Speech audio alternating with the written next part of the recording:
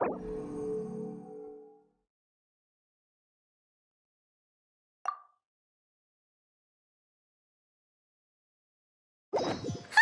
It's been a while since we visited Poisson.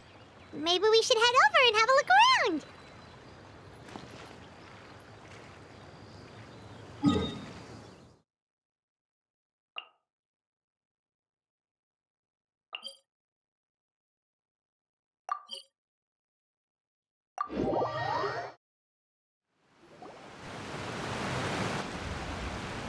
Hey, traveler, Paimon. Oh, Paimon knows that voice! Over here.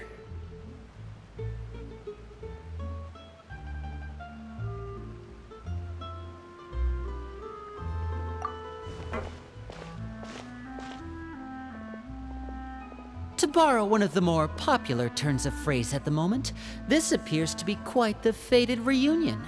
Running into you two out of the blue like this has really made my day. I certainly wasn't expecting it. You can say that again. What brings you to Poisson? Wait, Paimon's got it! You must be here for one of your magic shows, right? Actually, we've run into a bit of trouble on the home front, so Father arranged for us to stay in Poisson for the time being. Oh, are Lynette and Fremine here too? Yep, along with most of the other members of the House of the Hearth. You may have noticed Poisson seems a bit more crowded than usual. So you're saying nearly the entire organization has moved to Poisson? Sounds like you've run into way more than just a bit of trouble. What's really going on? Well... Since the two of you are so curious, perhaps I can fill in the gaps. You scared Paimon half to death! Father, you're here. You know... on second thought, maybe we don't need to know? It's all probably super confidential House of the Hearth stuff, right? We totally weren't trying to pry or anything. No need to be nervous. I could sense your genuine concern from your conversation just now. Of course, I can also understand your confusion. Sending so many Fatui here to Poisson, it's only natural that some might suspect an ulterior motive to be involved. I understand. I'm well aware you've had your fair share of confrontations with the Fatui in the past, and I can't exactly guarantee that we'll remain on good terms in the future. As for right now, however, I would say we have little reason to be at odds, wouldn't you agree? The House of the Hearth could stand to be more open with those who have worked so closely with us in the past. As for the issue at hand, well, it hardly relates to any ulterior motive. To be frank, it all stems from a certain rumor circulating around the House of the Hearth. It's an internal matter. What sort of rumor? A rumor that a certain phantom child is hiding away in the House of the Hearth. A phantom child? Ooh, just hearing the name is giving Paimon the creeps. A spirit that should have long ceased to exist is lurking in the shadows of the House of the Hearth. So I decided to bring the children to Poisson before continuing to investigate the situation. I expect I should be able to track down the spirit fairly quickly. After that, it's just a matter of resolving the situation, if you will. It shouldn't be much trouble at all. If you're curious, or if you still have some concerns, it might be advisable to stick around for a few days. I'm sure the children would be exceedingly pleased to welcome some visitors. Lenny, I'll leave you to entertain our guests. I have some matters to attend to. Of course, Father.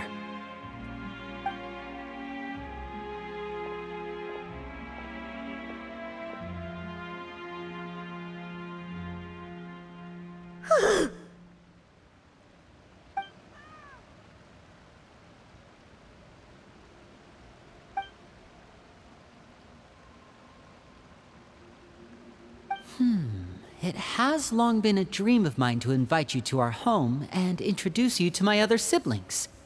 You're quite well known in the organization already. A lot of people have been talking about you, especially after everything with the prophecy.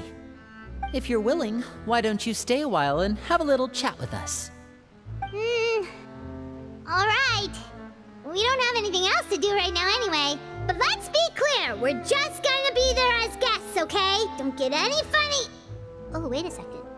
For your guests, that probably means we'll be treated to lots of yummy food, right? Of course. During our stay in Poisson, we've been helping out the locals with some fishing. We bring in quite the bounty every day.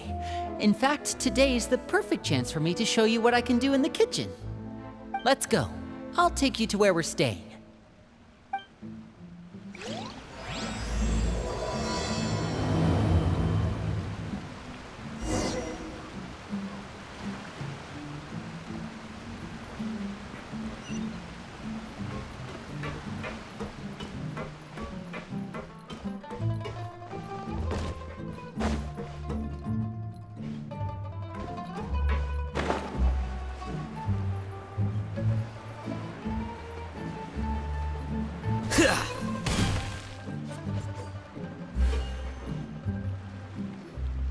We rented this house from one of the locals to use as a temporary base. I'll come back later and tidy up a bit. After that, it should be all ready for you to stay in tonight. Awesome, thanks! So, where are we off to now? Well, when I happened to run into you two earlier, I was actually in the middle of distributing some supplies. With this many people staying in Poisson, we have to bring in outside supplies every now and then. I should probably make sure the rest of these provisions get delivered. Otherwise, people might start to get antsy. Okay, we'll come with. There are all sorts of rumors about your organization floating around out there. Paimon's not sure if she could even take a wild guess as to what's true and what's not. But now that we finally have the chance to see a day in the life of the house, we can take a good look at how you operate. Well, you're more than welcome to come along. Just follow me.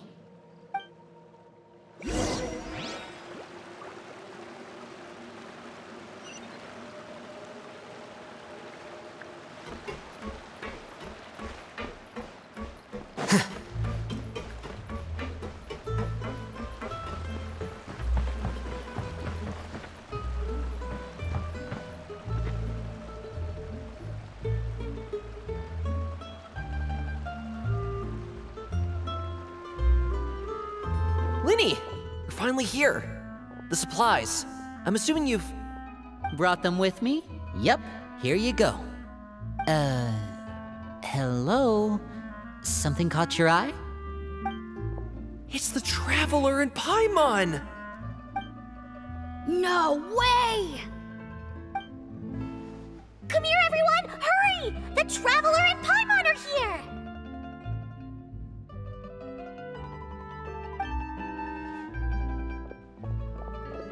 One at a time, please. Don't crowd around them all at once. We don't want to scare off our guests now, do we? Oh, it's all right. Gotta say, Paimon didn't realize we were this famous. Of course. Father and Linny have told us so much about you. Father told us about how you helped Linny. According to her, you're a trustworthy friend. And as far as she's concerned, that's pretty much the highest compliment we've ever heard her give. As you can imagine, everyone's been very curious about you. I heard the Traveler is so strong that he can move a mountain with his bare hands. I heard Paimon eats so much that she can clean out the entire pantry at Hotel de Boer in just 3 days. Wait a second! That's the rumor you heard about Paimon? Oh, not cool at all! Oh wait, when guests visit, you're supposed to give them gifts and stuff, right? Oh, we don't need something like that. Besides, we don't have anything to give to you. Come on, we insist. I can give you some of my new potions. Just pick your poison. And by that, I mean medicine or actual poison. I've got both. Huh? Or maybe Shaplo can teach you guys about stealth. He's super good at it. He's never been caught. Ah, now that's not a bad idea. I know you usually prefer to fight head-on, but it never hurts to expand your bag of tricks, right? When it comes to eliminating your enemies, staying quiet can go a long way. Trust me, I would know. I was poisoned not too long ago, and I'm still dealing with the after effects. so I'm not quite as good as I was before, but I can still give you some pointers. Wait, when you said gifts, I didn't think you meant poison and stealth tactics. But those are the best things we can give you. You don't like them? Ooh, how about this? Tell me the name of someone who really annoys you, and we'll teach him a lesson for you. All right, Fold, Selwar. I think that's enough suggestions for now. When it comes to being a good host, it's the thought that counts. You don't need a physical gift to make our guests happy. In fact, pestering them with suggestion after suggestion might make them more annoyed than anything. I would say your enthusiasm has certainly gotten across. Really?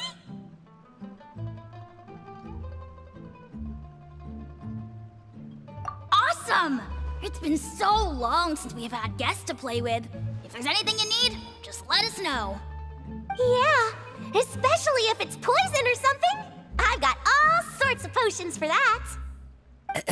Well, we'll talk to you all later. We've still got supplies to distribute. All right, see you later.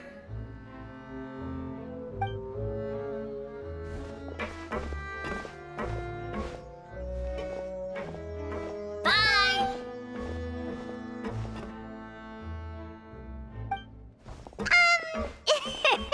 Lenny, about all that poison and stealth tactics talk just now.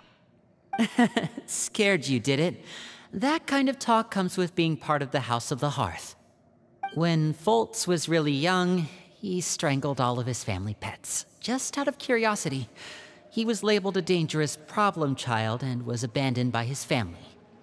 Elwar has an unnatural obsession with potions. Father has forbidden her from trying all the different concoctions she comes up with, but she still tries to test them in secret. You really have to keep an eye on that one. Chaplot is around my age. While I'm mainly responsible for collecting intelligence, he handles surveillance.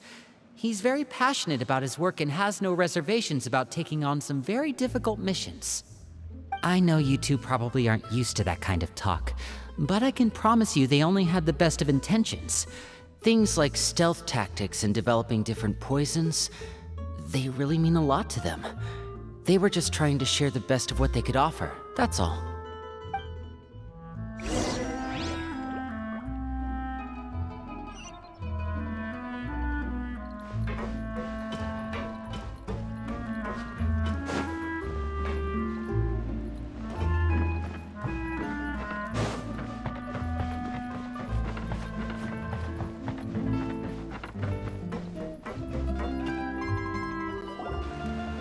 Filio, supplies are here. Thanks. And who are these two? Outsiders?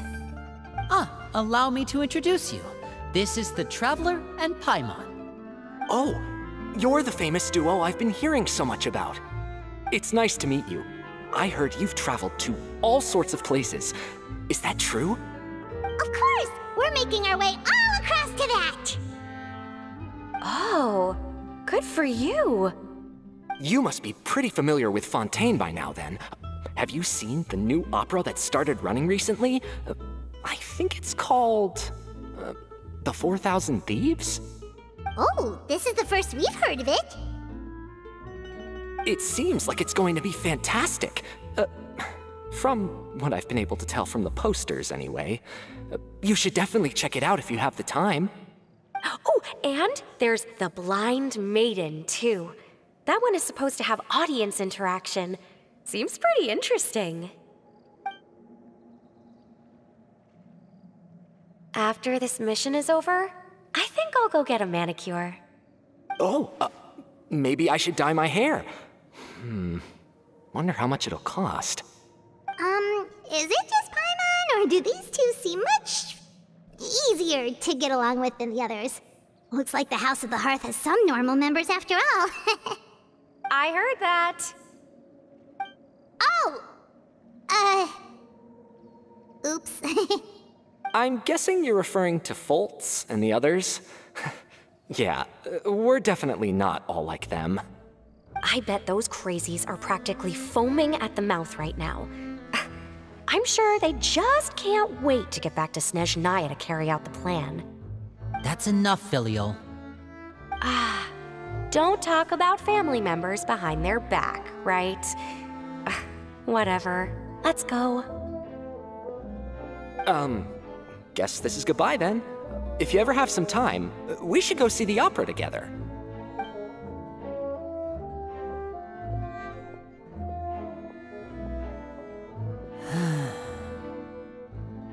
Well, that's it for the supplies. We should probably head back as well.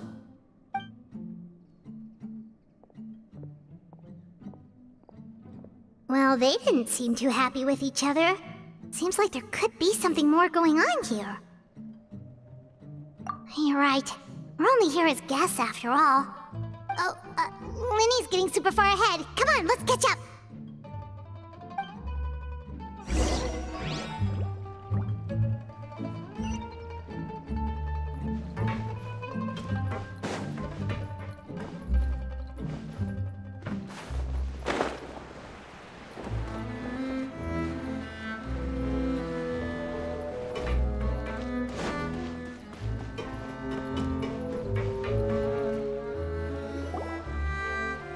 So, what do you think of the members you've met so far?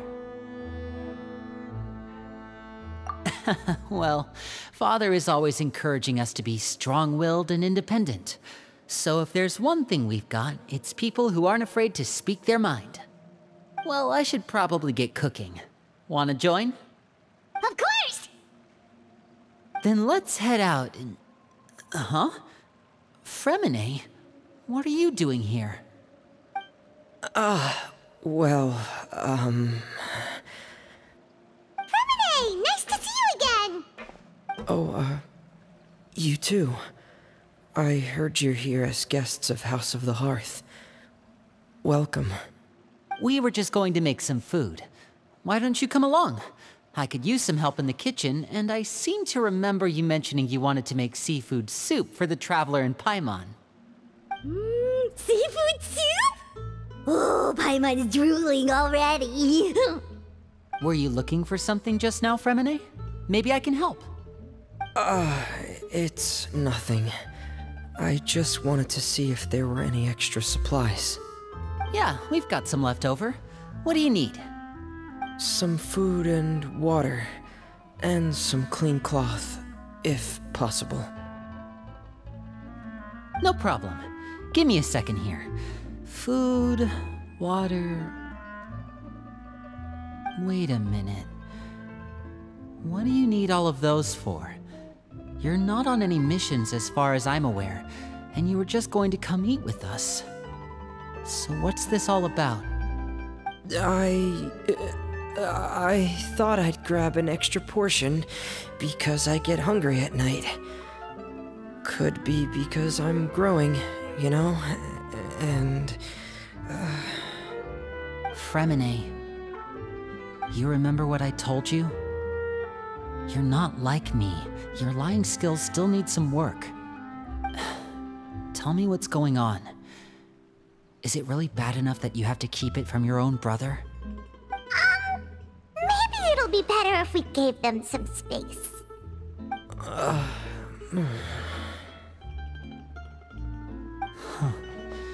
This is the first time I've seen that kind of look on your face. Whatever happened, does it have something to do with Father? Yes. Just follow me.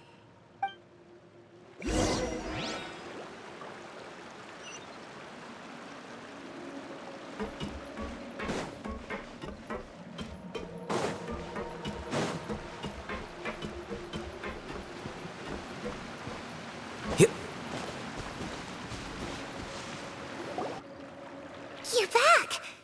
Oh, and you've brought some friends with you this time. Hello, my name's Linny. I grew up in the House of the Hearth. And you are? Hi, Linny.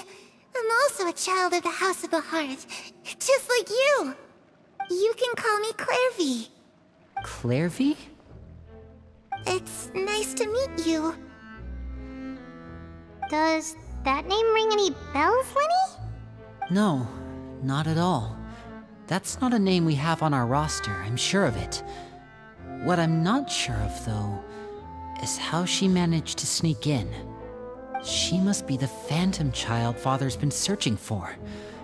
From the looks of it, I'm guessing you were the one that found her, Fremine. You, haven't told Father, have you? No, I haven't told anyone. I've just been keeping her hidden. For how long? About half a month now.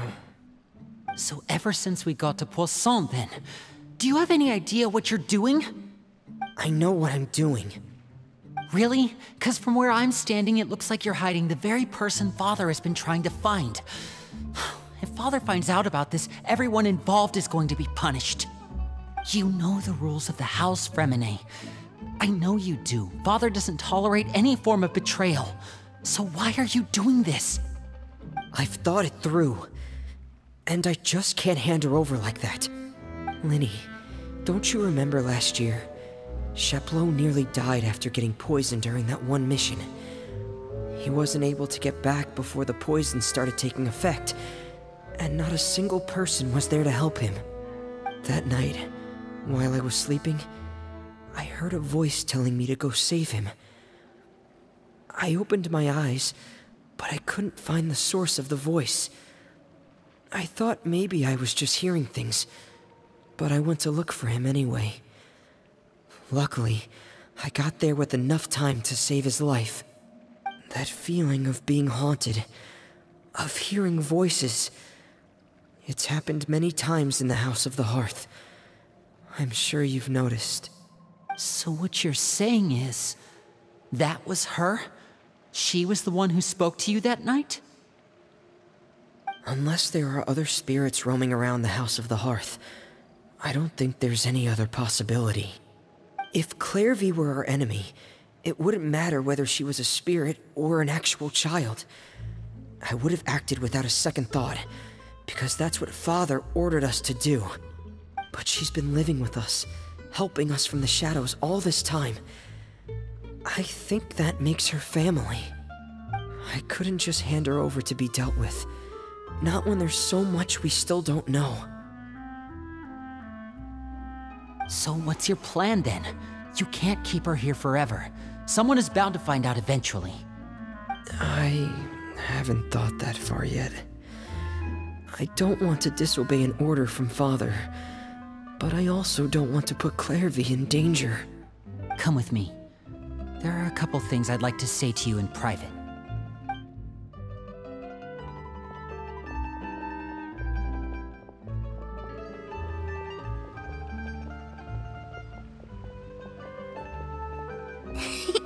Those two sure care a lot about each other.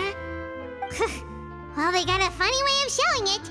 From where Paimon was floating, it sure seemed like they were about to bite each other's heads off. No way! They have a really deep bond. I could tell right away, because I also have a friend like that. I just don't know how long that kind of bond can last.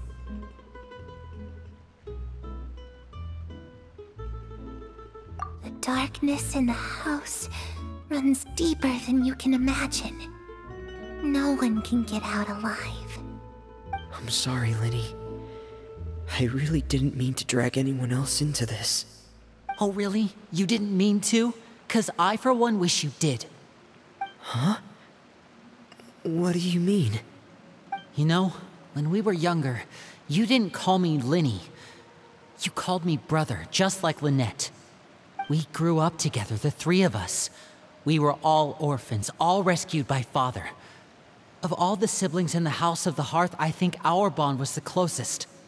Later on, when you started calling me Linny, I wasn't actually surprised. After all, Lynette and I are related by blood. We've had to depend on each other to survive long before we joined the house. Linny, The darkest and most difficult moments of my life happened before you and I had ever met. I'm sure that's true for you as well.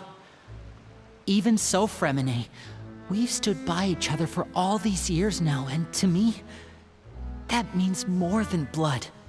You and Lynette are the most important people in my life. No one can replace you. So I won't let you face anything alone.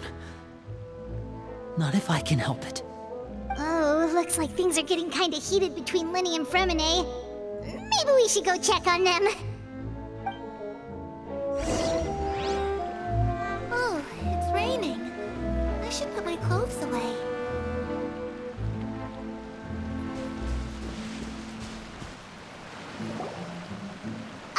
Hey, you two! Hope we aren't interrupting anything. Like a fight, or... Oh, wait a minute, Fremine. You're not crying, are you? Is everything alright? Everything's fine. Thanks for asking. Well, we're all friends here, right? We've been through so much together, so if there's anything we can do to help, just say the word. It's just a small family dispute. It's not something our guests should trouble themselves with. In fact, it might be better if your stay ended here.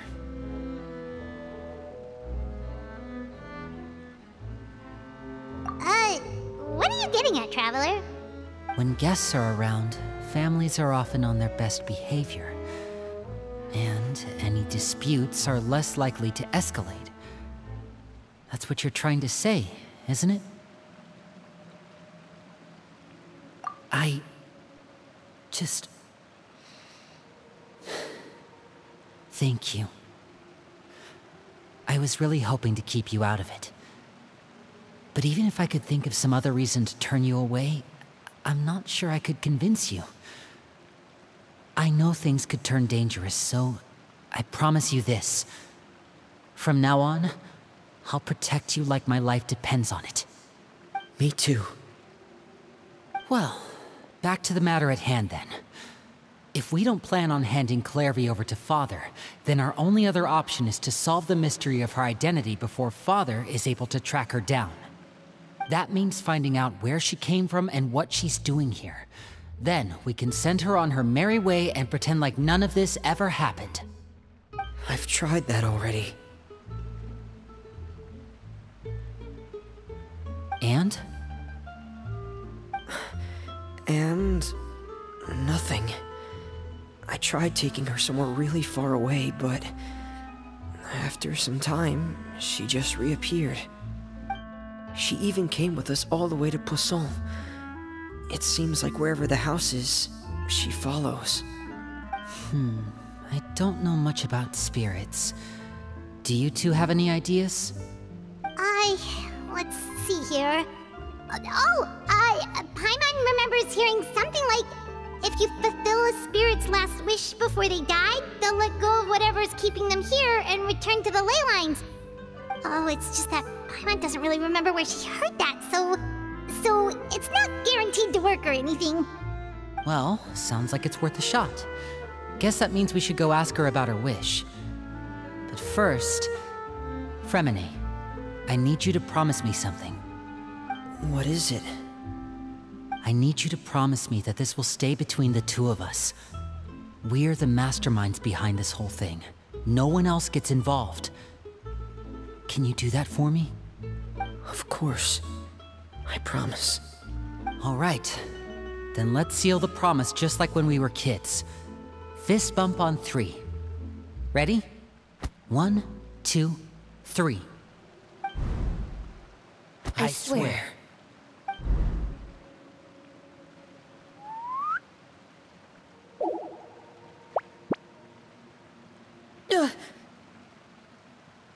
Whoa! Lynette!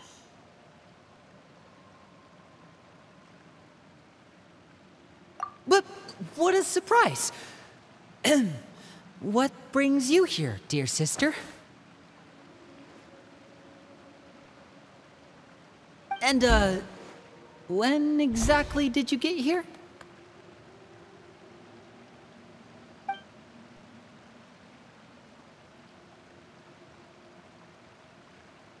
You're an idiot, brother. And you too, Fremine.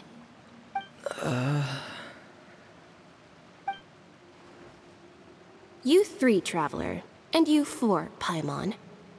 Wait, what did we do? I've seen Clairvy around the House of the Hearth before. I hadn't seen her in Poisson, so I figured she must not have come with us. But it turns out, you were just hiding her. I heard you talking about your plan. Rather than steering clear of the situation, I'd rather fully join in.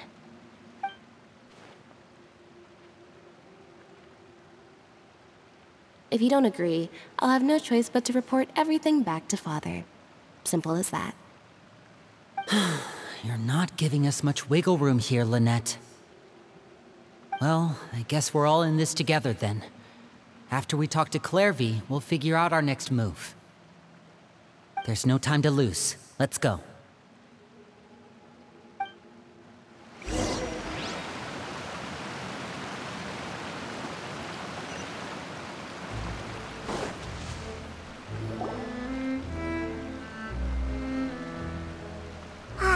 I'm full. Thank you for bringing me this food, you guys. She said she's full, but the food doesn't look like it's even been touched. That's right. Based on what I've been able to observe, it doesn't seem like Clairvy can interact with the physical world at all. Still, when she's presented with food, she'll always linger around it for a good little while. Maybe, in her mind, she really is eating those things. Does she know that she has already passed away? I've tried to ask her, but she didn't answer. My guess is that she's just as confused as we are. Or maybe she couldn't understand the question at all. Clairvy, if you've got some time, I'd like to ask you a few questions. Sure. Oh, another new friend. Hi, I'm Clairvy. Hello. Clairvy, how did you join the House of the Hearth? Huh? Isn't it the same for everybody? The Knave brings you here and then you can't leave. It's just that your name, it's not on the roster. And I've never seen you before. The roster? Oh, I get it now. I think there might be some things you don't know about this place. The people in charge, they're not as nice as they look. They say they keep a roster, but it's not complete. There are a lot of people who aren't on it, and never will be. In this house, some people are family, and other people are just test subjects. Those kinds of people aren't ever going to get a place on the roster, unless it's the roster of people who've been executed. Wait, does that mean the Knave... she... Is there anyone that can vouch for you? Perry. She's my best friend. She's the only one I trust in this place. Have either of you heard of that name before? No. Me neither. Clairvy, Perry. Neither of those names are on the roster. But it seems like she's telling the truth. Either that, or this kid's already got a bag of tricks bigger than mine. Maybe we should try a different approach. Clairvy, do you have a wish? A wish? It can be anything you want. Just imagine. It's your birthday, you're blowing out the candles, and your wish is...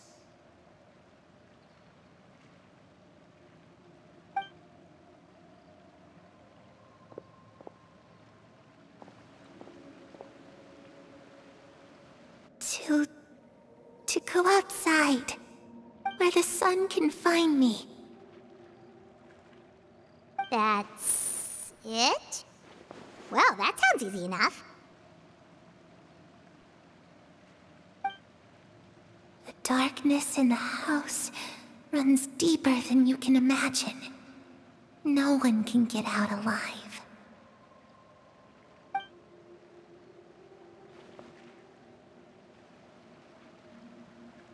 Okay, time to divide and conquer. Listen up, I've got a plan. I'll try and find a way to use basic illusory magic to take Clairvy outside and bring her somewhere with sunlight. Lynette, try and find the list of executions that Clairvy was talking about, and see if her name is on it. Fremine, you stay in Poisson. We can't be the only ones who've had run-ins with Clairvy. I need you to collect intel on everything she's said and done. Understood. I'll try my best. What about us? What should we do? I really appreciate your willingness to help, but this is a family matter. I don't want to drag you in too deep. It's too risky. Let me think. Since Father considers you to be guests, maybe you could stick by her side for a little while. You don't need to do anything except keep up some nice, casual conversation. Ah, Paimon gets it. You want us to distract her. I'll give you a magic bird. If Father suspects something, all you need to do is release it when she's not looking, and it'll alert me that something's wrong. Of course, that's only as a last resort. If Father doesn't seem to notice us, there's no need to make contact. We'll reconvene here tonight after all's said and done. If the worst-case scenario happens and we're discovered, just tell Father everything. We're not going to let our guests get punished for our own actions. That's where we draw the line. You too. Okay, this is where we part. Father should be at the beach nearby.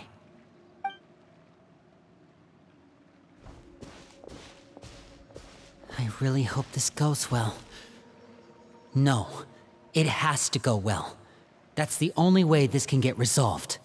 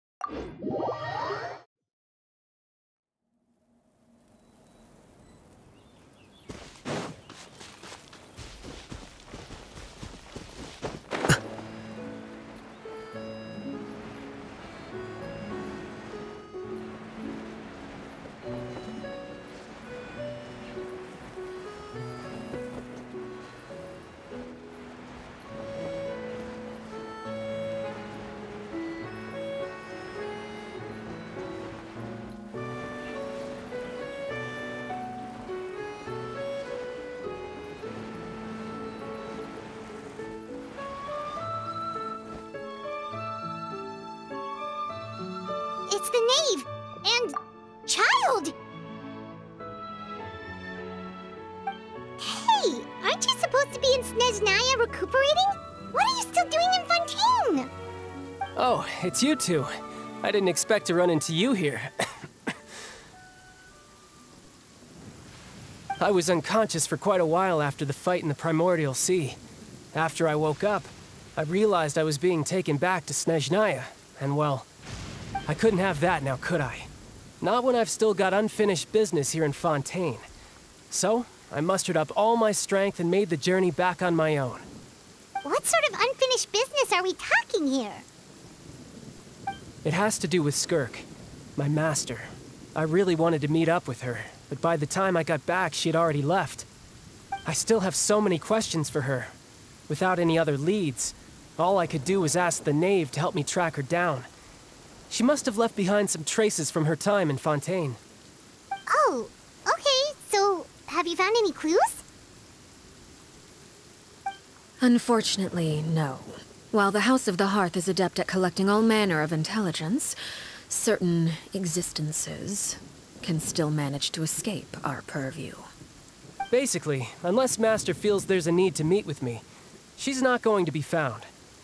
But that problem has an easy fix. I just need to become stronger, and then... Paimon thinks you should focus on getting better first. The worst of it is over. It's all thanks to that one kid from the House of the Hearth. Elwar, I think her name was. She gave me a bunch of random potions to drink. They didn't go down easy, let me tell you. Pain and chills all over. But they really did help speed up my recovery. And that's good, because it looks like I really do have to head back this time. The old man's been putting the pressure on me. He sent someone to tell me I'm needed for some sort of project. Project Stuja? Yeah, that's the one.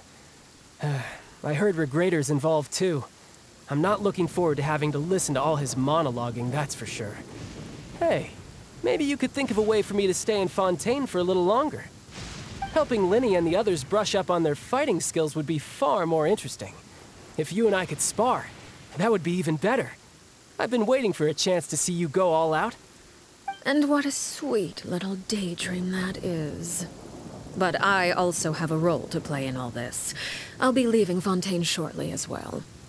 Besides, considering how little they see fit to step outside the homeland, being called on to return to Snezhnaya by such illustrious dignitaries, what a great honor. Wouldn't you agree? One I could do without, I'd say.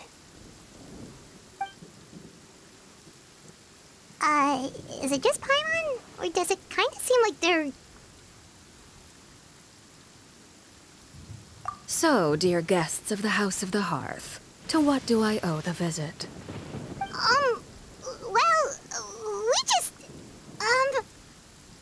Right! We're super close to Linny and the others, but we still don't know much about you! Is that so? Introductions have already been made, have they not?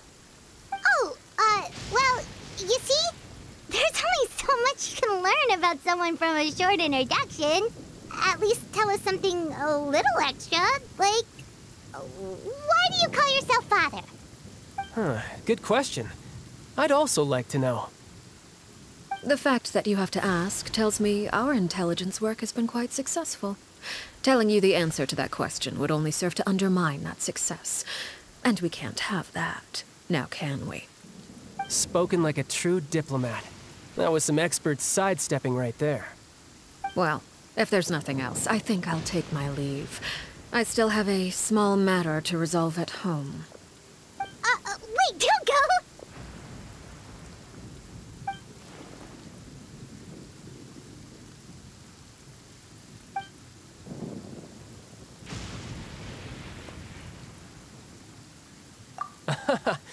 I'd also like to hear the answer to this.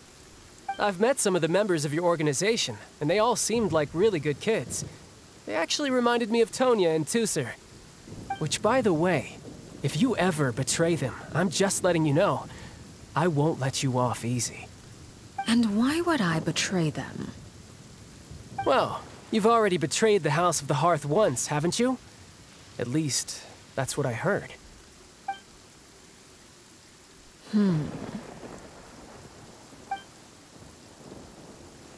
Okay, I admit. That's just what the old man told me. The rooster, I mean.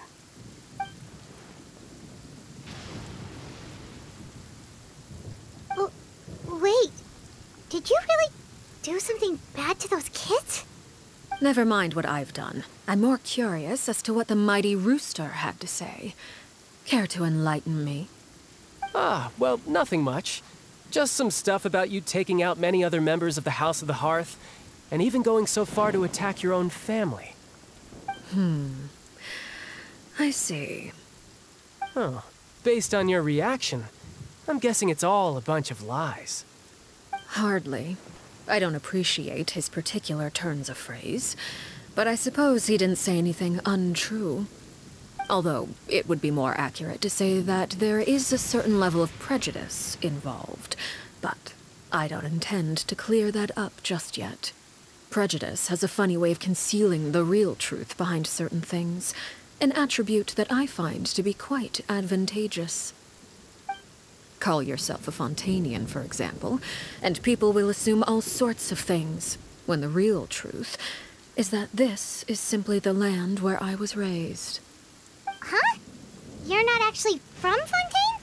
But then why did you try to help out with the prophecy and everything? I was trying to protect the children born in Fontaine. Claiming that I myself was a Fontainian simply made it easier to operate.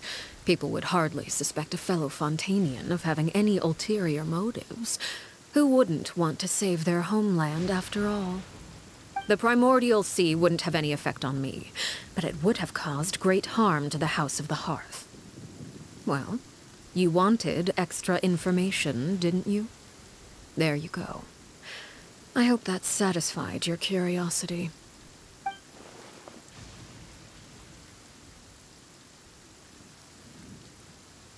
So, you stayed in Fontaine for the kids.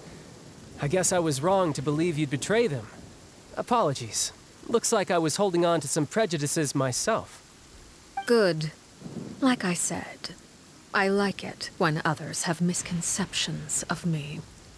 Actually, while I was recuperating at the House of the Hearth, there was something else that really caught my attention. I heard that members always resolve disputes and arguments with a friendly spar, and the loser has to back down. Seems pretty cool if you ask me. Would also give them plenty of opportunities to hone their skills. Well, that's only a recent development. In the past, such spars weren't nearly so friendly. The losing party would lose everything, including their life. They were that high stakes? Whew, at least that's not a thing anymore. Well, the current atmosphere's not half bad. I'm a bit jealous, actually. You've got so many family members around you, and you even get to live with them. Having a lot of family around means dealing with a considerable amount of bickering and scheming. Once Tonya and Tusser enter their rebellious phase, I'm sure you'll understand. Just imagine. Tusser becomes obsessed with plucking out strands from the rooster's mustache, or Tonya decides to dye her hair 42 different colors. Okay. I get the picture.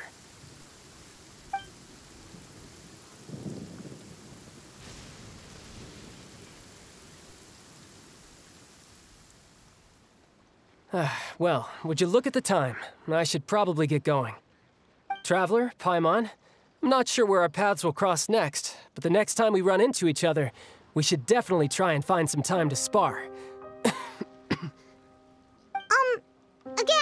maybe this is a conversation we can have when you look less like you're gonna keel over. All right. Well, thanks for everything, Arlecchino. No thanks necessary. You also played a part in obtaining the Gnosis. I would say we can call ourselves even. I like the sound of that. Well, I'm off. See you all some other time. We should probably get going too. Do you want to head back with us? Oh? You want me to leave so soon? Oh, well, you see, I'm rather enjoying the evening breeze. If you don't mind, I think I'll stick around for a bit. I have some things to think about. Apologies for not attending to you like a proper host. Please forgive this slight. I do hope you'll have a pleasant stay. We managed to keep her distracted until nightfall. Good thing Child was there to keep the conversation going. You don't think she suspected anything, do you? Oh, I wonder if Liddy ran into any issues. Let's hurry back and see how everything went.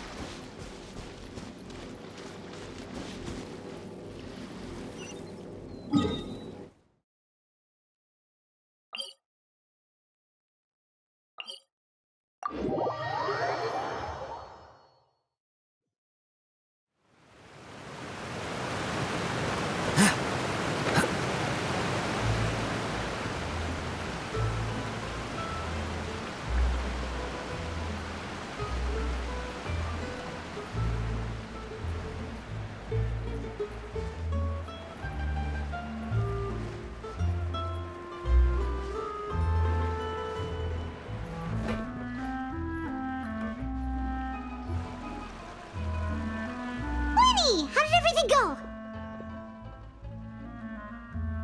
Well, long story short, we ran into a small issue.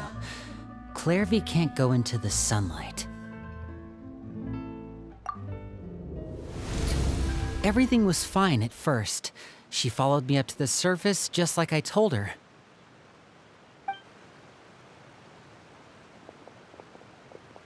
but as I led her out of the shadows and into the sunlight, she vanished. I turned around, and there she was, standing at the edge of the shadows, silently watching me. Huh. Maybe she's afraid of sunlight, or...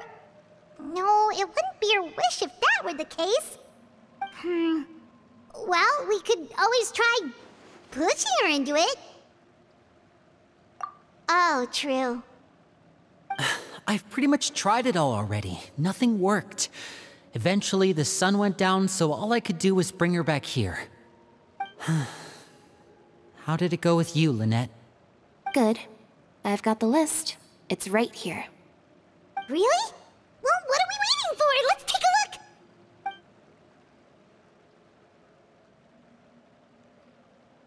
Oh, that's a lot of pages. Oh, it's gonna take forever to get through it all. We can each take a section. Here.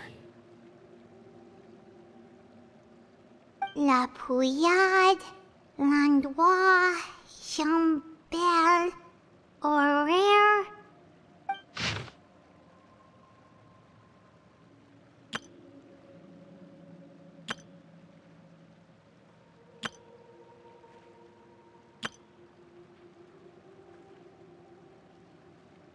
Oh, yikes.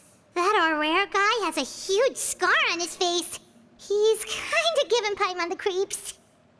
I've met him before. The scar is from an injury he received during a mission. I still remember him joking with me about it. He said any future lover would take one look at him and then lose all interest. Did he say anything else?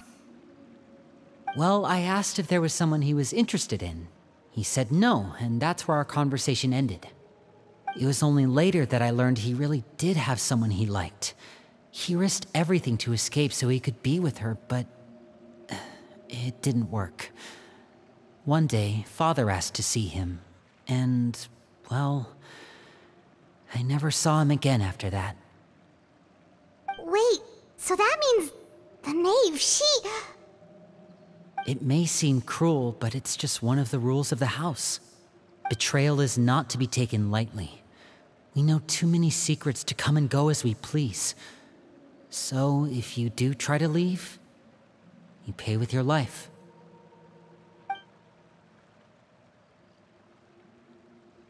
Her name's not here, huh? Well, that's not too surprising. It doesn't seem like this list is complete. It only contains records dating back around 5 years. Let's shift our attention then. Fremine, were you able to find anything out? Fremine. Sorry. I was thinking about something. I managed to talk to quite a few people, but I couldn't help but notice that the atmosphere in the house was a little... strange. Strange? Yeah, I mean, I know there have been arguments in the past, times when people haven't gotten along. Chaplot and Filial are a good example of that. Oh, those are two of the people that we met while delivering supplies. Paimon can see how they might not get along. They had very different vibes, and their, interests seemed to be pretty different as well. That's to be expected, actually. Father brought us all here, shared her knowledge with us, taught us how to fight. That's one thing we all share. But that's also where the similarities end. Not all of us feel the same desire to stay here. As members of the House of the Hearth, we're also considered part of the Fatui. And to a lot of people, that's an identity they never asked for. Certain members get older and realize they want something else for themselves. But considering the rules of the house, most people would never say that out loud. People like Chaplot and Foltz are loyal to Father and her vision. They're proud to be part of the Fatui. Filial and Nantoy, on the other hand, well, they aren't quite as enthusiastic. These kinds of conflicts have always been there. It's not like Father is in the dark about any of this. Well, That's true. But it just feels like things have gotten worse lately. Filial and the others, it seemed like they were meeting in secret to talk about something. I can't say for sure, but I think they've met Clairvy. You think she's been inciting them to act out? No, not exactly. But I wouldn't be surprised if she said something to them about the darkness in the house and how deep it runs. She's told me about it before. Experiments being run on children. People being used as pawns on the battlefield without so much as the strength to survive. And they just believed all that? Without any evidence? Clairvy's words probably gave them the excuse they were looking for. Whether they actually believe them to be true is secondary. This is all because of Project Sudah, isn't it? Whoa. Hold on a second. What's this Project Sudah all about, huh? This is the second time it's come up now. Sorry, but I'm not sure of the details either.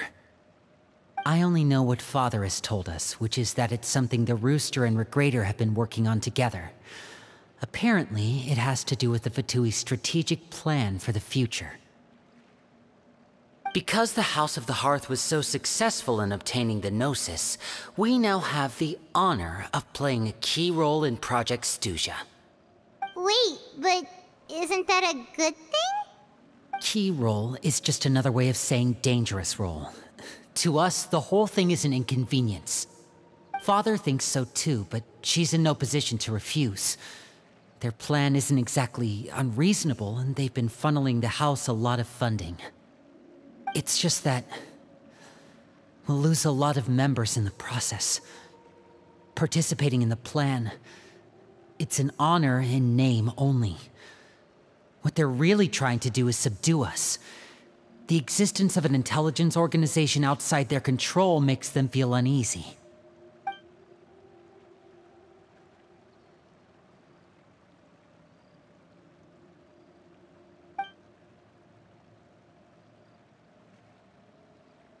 Okay, super complicated top secret Fatui business aside, what does all of this have to do with the conflicts you were talking about earlier? Paimon doesn't get the connection. External pressure has a way of exacerbating internal strife. You can't overlook the power of fear either. People are afraid of dying, and that fear is often the impetus for a lot of stupid decisions. I thought resolving the Clairvy situation would make everything go back to normal, but it looks like things are more complicated than I thought.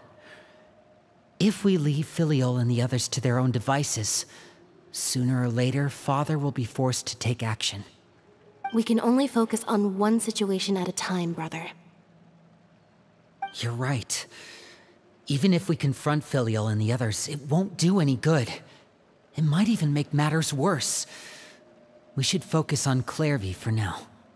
Well, it's getting late. We should head back and get some rest. We'll try again first thing tomorrow. Lynette, you stick with me this time. Fremine, keep a close eye on Filial and the others. Make sure they don't do anything they'll regret. Good work today, everyone. Have a good night, and I'll see you tomorrow.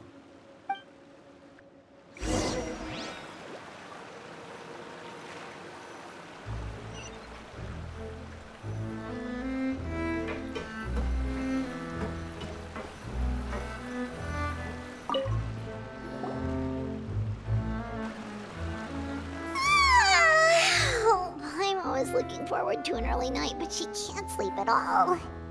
Hey, you don't think the Knave will be too angry with Linny and everyone if she finds out about all this, do you? She's even scary when she smiles. If she were to actually get angry... Ooh, you have to protect Paimon if that happens, okay, Traveler?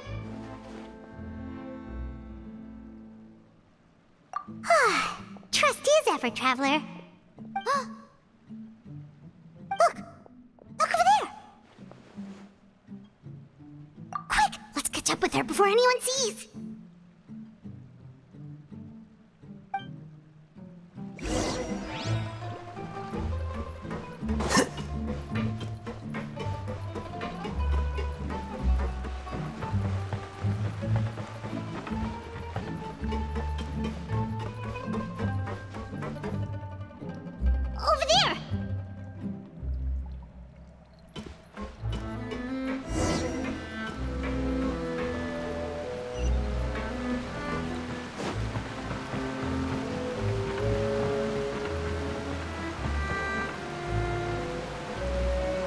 is she going?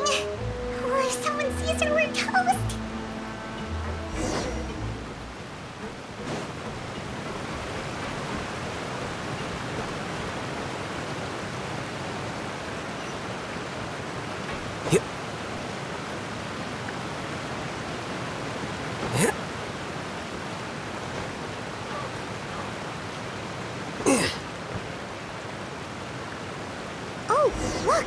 She stopped!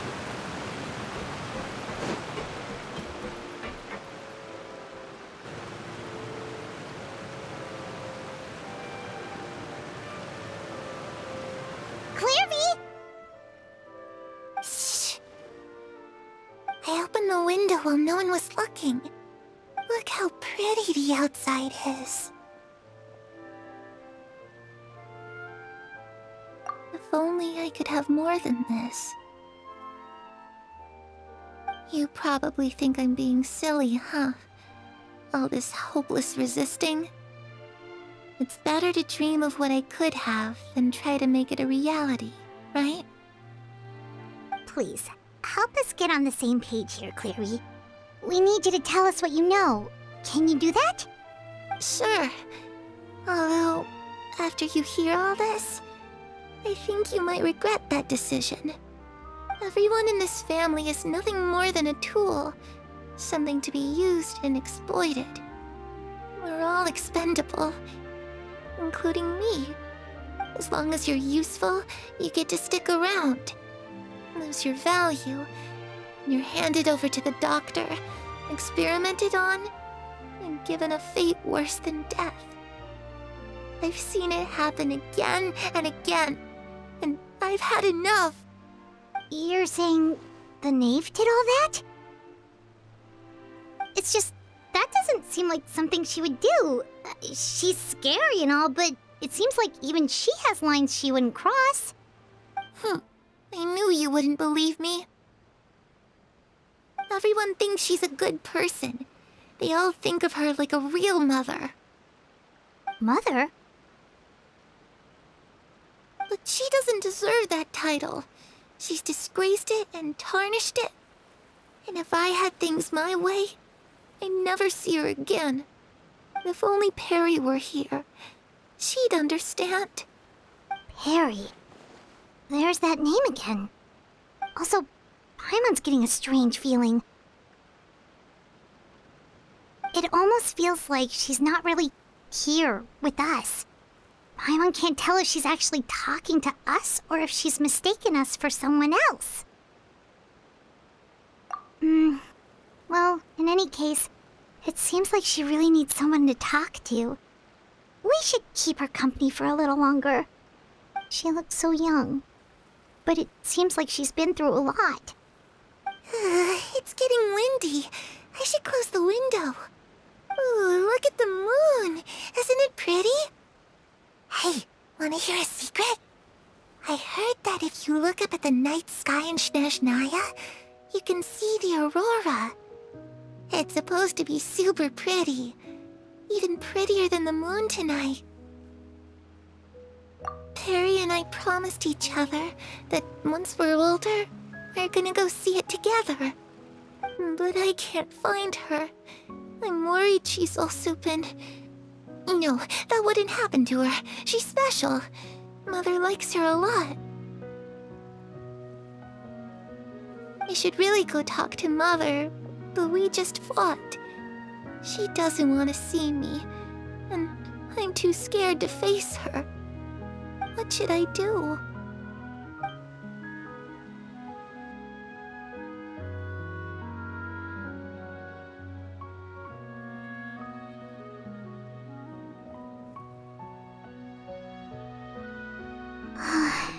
Paimon really doesn't understand what's going on with her. Well, let's head back. We've got an early morning tomorrow.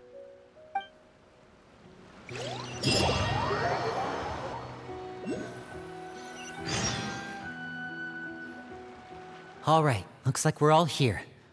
Let's go ahead with the plan. Oh? What is it? What makes you ask that? Well, we kinda ran Clairvy last night, and that's what she told us. We met the doctor back in Sumeru. He's super dangerous, and he's done all sorts of bad things. It's possible that Father and the doctor have had certain dealings, but I don't think Father would work with him. We're not really on the same side, so there's not a lot of trust between them. That doesn't exactly set the stage for a successful partnership.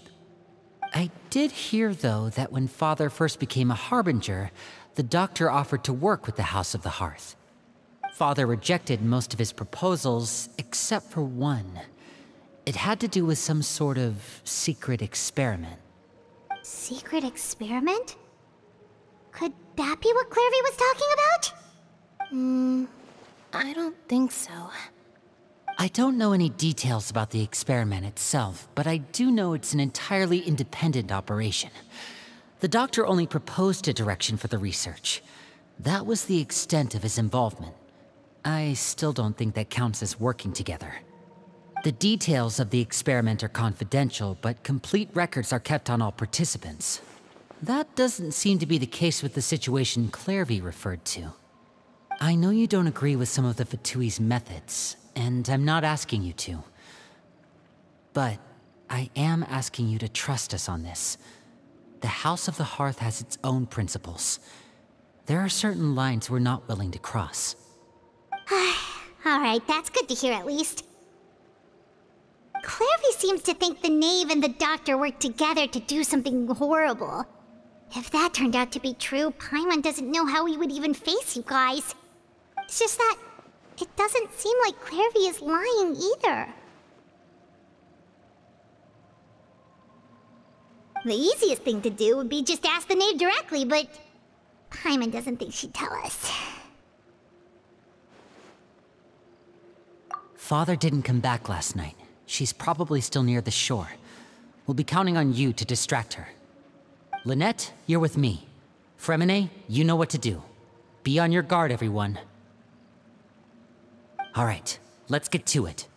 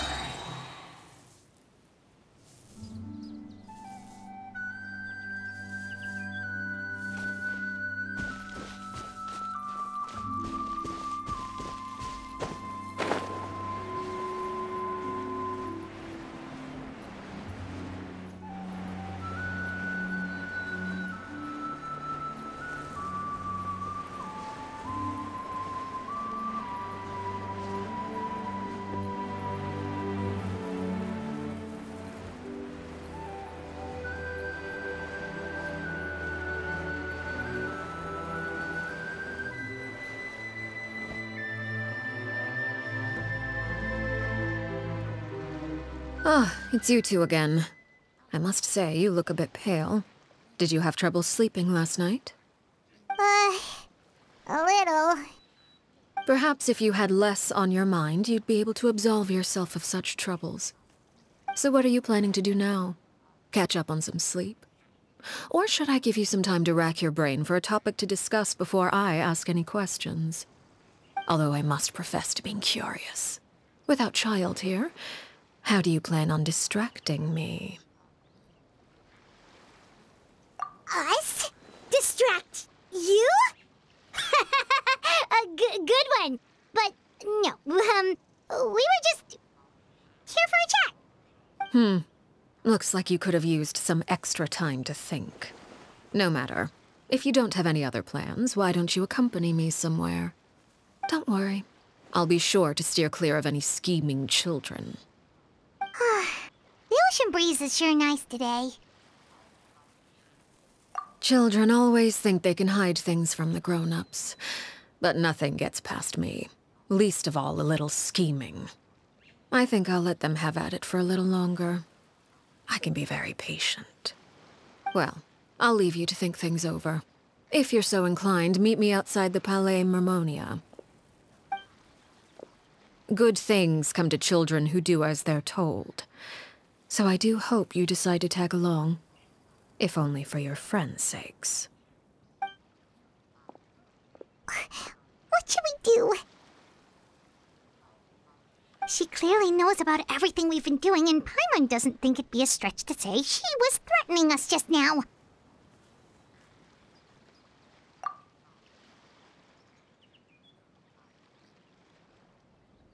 Oh, good idea. Hopefully he sees it in time. Well, we should probably head to the Palais Mermonia. Paimon doesn't want to find out what happens if we don't show up. Based on what the Knave was saying just now, it sure didn't seem like it'd be anything good. Okay, then we probably shouldn't keep her waiting. It seems like Linny and the others are on thin ice, so let's do our best to not get them in any more trouble.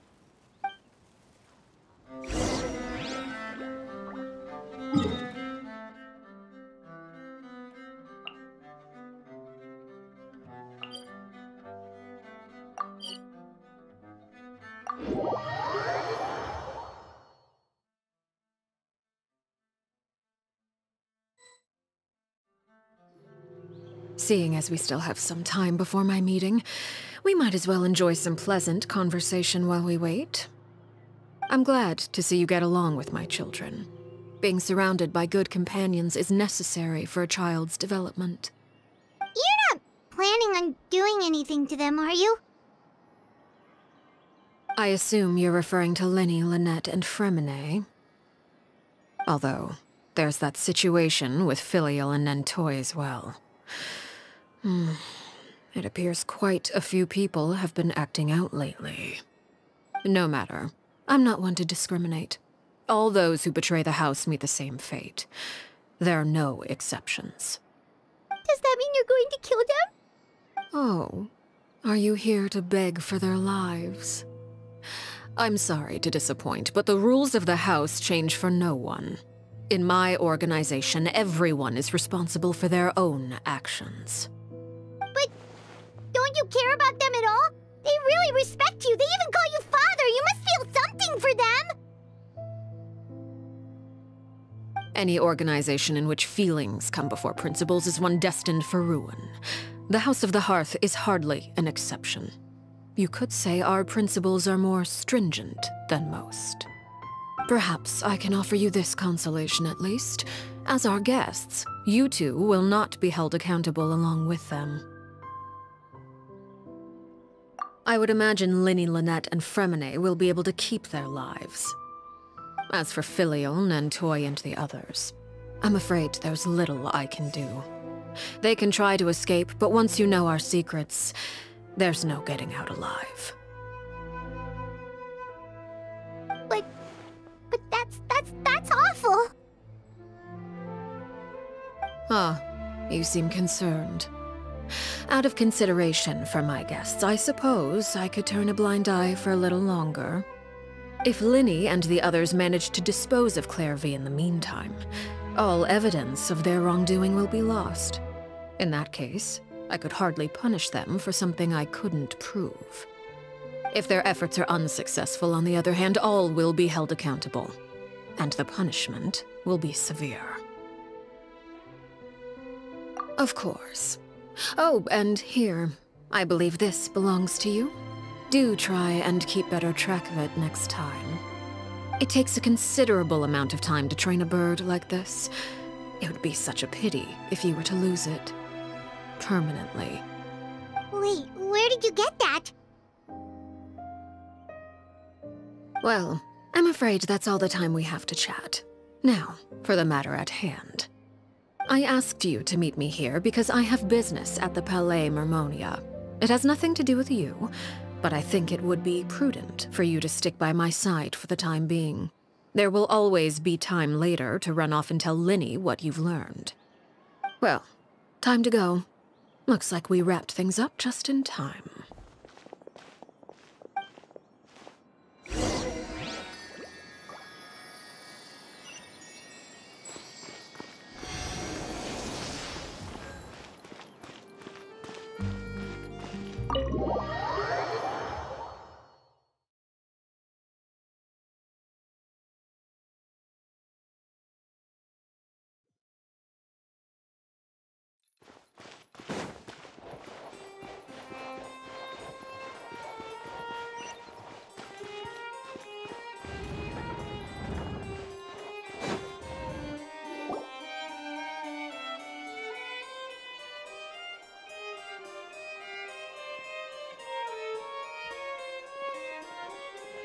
It's been a while, Monsieur Neuvillette. I must say, I wasn't expecting my meeting request to be approved quite so quickly. The Palais Mermonia operates with an efficiency worthy of admiration. It is only right that an esteemed diplomat such as yourself should be afforded the proper level of respect. Although, if I may speak plainly, I must confess that I did not anticipate we would have the occasion to meet again after presenting you with the Gnosis. I see you brought the Traveler and Paimon with you as well. If I may inquire as to the purpose of your visit. I'll be departing Fontaine shortly. There is, however, an outstanding matter that I would like to see resolved before I go. It requires a rather lengthy explanation, I'm afraid. So I took the liberty of explaining everything in this proposal. Please review it at your leisure, Monsieur Neuvillette.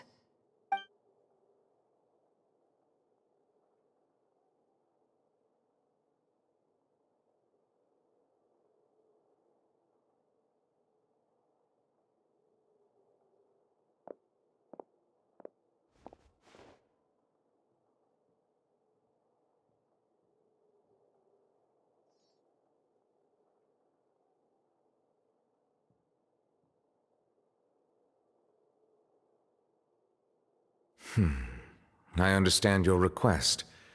However, at the risk of causing offense, I must admit that I fail to see why you would wish for such a thing. I heard you have a certain fondness for water tasting, Monsieur Neuvillette, so allow me to use water as an analogy. A family is like a large body of water with countless rivers flowing in and out. As someone who watches over this system, I would hope that each river that flows from the source will eventually reach the ocean. Of course, objectively speaking, I know this is impossible. Most of the rivers will dry up along the way, disappearing into the ground and leaving nothing but a barren riverbed behind. Not all rivers are destined to reach the ocean, but I would not see their existence rendered meaningless. I believe the water that flows within them is simply meant for a different destination, like a field in need of irrigation. Or perhaps the glass of a certain water-tasting enthusiast.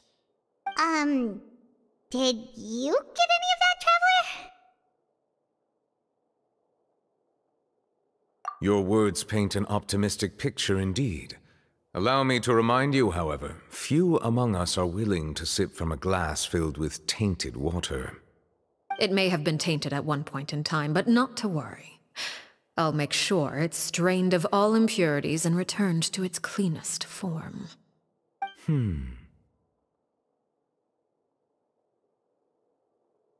I seem to recall there being a transactional aspect to your proposal. Perhaps you could expound on that? If you accept my proposal, Monsieur Neuvillette, I will gradually withdraw my forces from Fontaine. And, unless absolutely necessary, I will no longer carry out any special missions within Fontaine. I presume I can take your words to mean that, in the future, cases similar to the Tartuffe assassination will cease to cross my desk? Tartuffe? Ah, that thief who embezzled funds from all those charities, you mean? My deepest condolences to his family, but without any evidence, I cannot imagine how the House of the Hearth might have been involved in his passing. Of course, if you accept my proposal, Monsieur Neuvillette, I'm sure certain measures could be taken to reduce the frequency of such troubles. You choose your words carefully indeed. In that case, I am inclined to accept your proposal. My thanks for your generosity, Monsieur Neuvillette. Well, with that settled, we should be going now. I took the liberty of bringing along 2 bottles of spring water from Snezhnaya for you to enjoy. I do hope I get the chance to hear your impressions. Perhaps at our next meeting, yes? Indeed. I trust you would not overlook your commitment in the meantime. All right, Traveler Paimon. Time to go.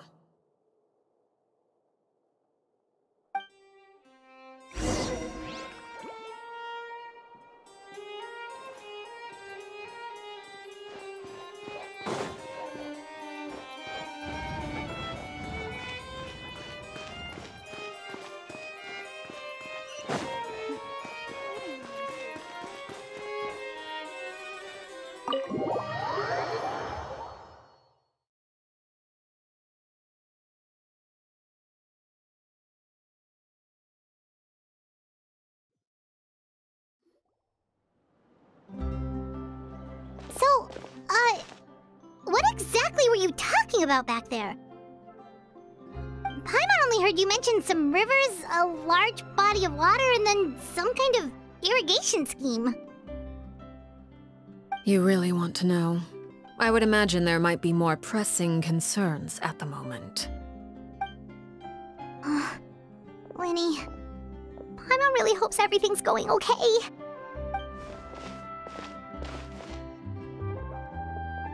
Oh, Paimon recognizes that look. You've got your ticket cap on, don't you, Traveler?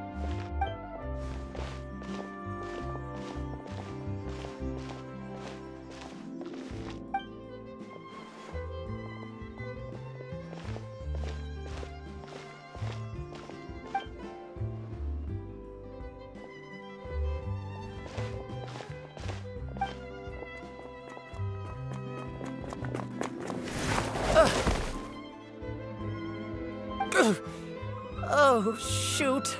Are you alright? Oh, jeez. I'm so sorry. I was so focused on selling these papers, I wasn't looking where I was going. Well, let me make it up to you at least. Here, take this paper. On the house.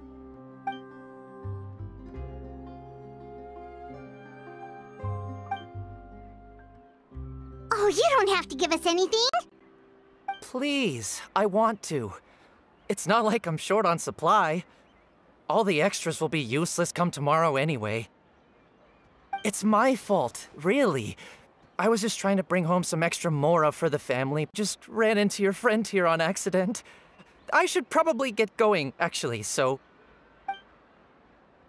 Hold on. Of course, I'm happy to compensate you with mora, it's just... I don't have any on me at the moment. I'll take 3 papers.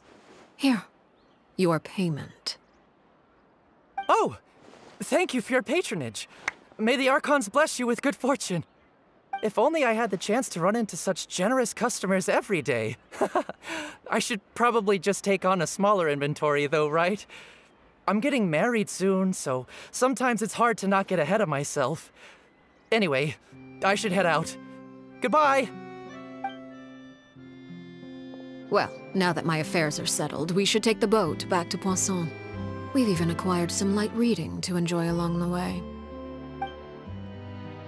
Actually, why don't we stick around for a little longer? Paimon just realized how hungry she is. She can't head back to Poisson on an empty stomach.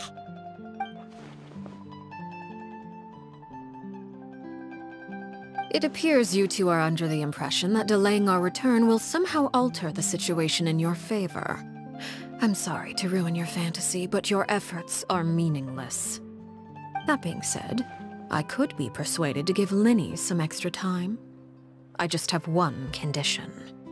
If you agree to my request, I'll even answer some of your questions. You're quite curious about Claire V, are you not? And my relationship to her. Wait, why are you being so generous all of a sudden? You're not gonna ask us to do something bad, are you? You overestimate yourself. You don't have the talent for bad things. Then what can you possibly... The most important consideration in a negotiation is that both sides receive something they want. Demands and threats only get you so far. Wonderful. Here it is.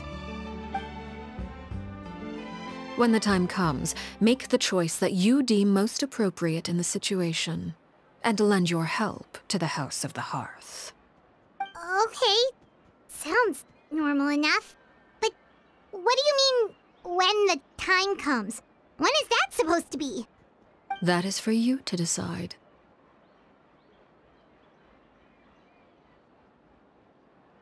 Then we have a deal. Follow me.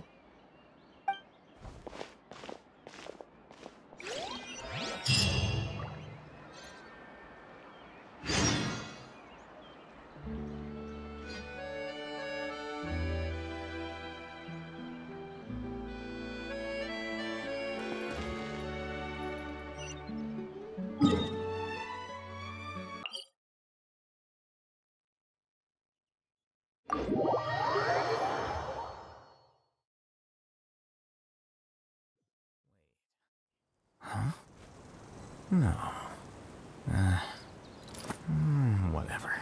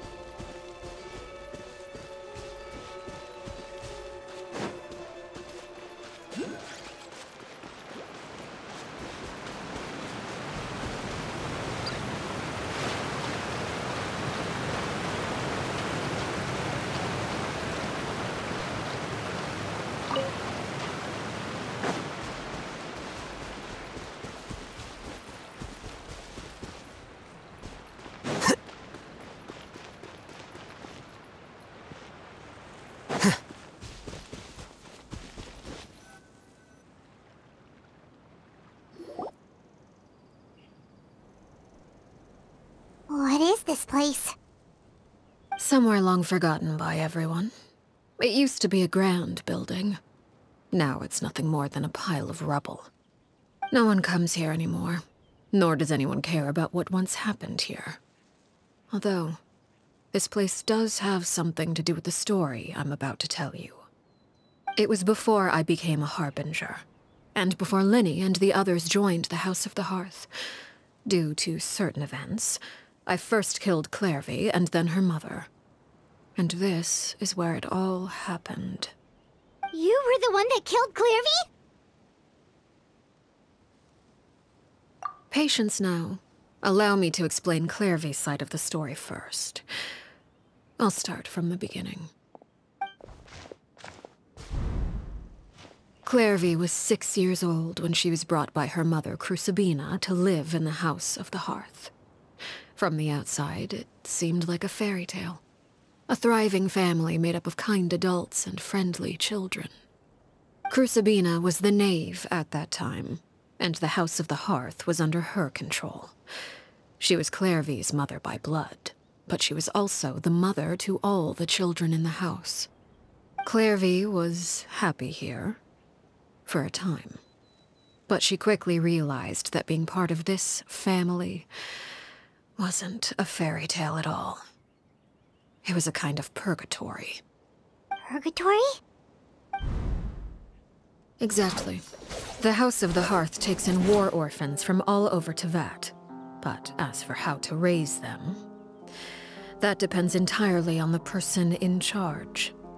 Crucibina came up with a novel idea. She would teach the children to fight, force them to duel each other, and then crown as the king of the house the child who proved themselves most worthy of inheriting her title. It's difficult to estimate the number of children who died or were maimed in the process. There's little I can say about the ones who died. The ones that emerged with permanent injuries, on the other hand, well, they still served a purpose. They would be handed over to the doctor to be experimented on, or sent away on dangerous missions. Nothing more than tools to be used and then discarded. So those were the experiments Clairvy was talking about. But what actually happened to her? You said that Clairvy was Crucibina's daughter, so if Clairvy tried to convince her to stop what she was doing, Crucibina probably would have listened, right? Despite being Clairvy's mother, Crucibina cared little for her daughter. She forced Clairvy to join the House of the Hearth only as a means to demonstrate her own impartiality as a mother, to prove that she treated all her children equally. Clairvy did try to convince her mother to change her ways, but it was to no avail. After her efforts failed, the only other option was to rise up and try to fight back. Unfortunately, the other children had already been thoroughly indoctrinated into the illusion of happiness Crucibina had created. Of course, there was one exception. Someone Clairvy's age, who knew the truth about the House of the Hearth. Her name was Peruere. Wait, the friend that Clairvy mentioned? Friend, huh? I suppose we can call her that for now. Clairvy was a cheerful and passionate person with a tenacious spirit. Peruere, on the other hand, was rather cold-blooded. Her cold-blooded nature allowed her to see through Crucibina's facade. Yet, it was also this cold-bloodedness that prevented her from acting against it. At least at first.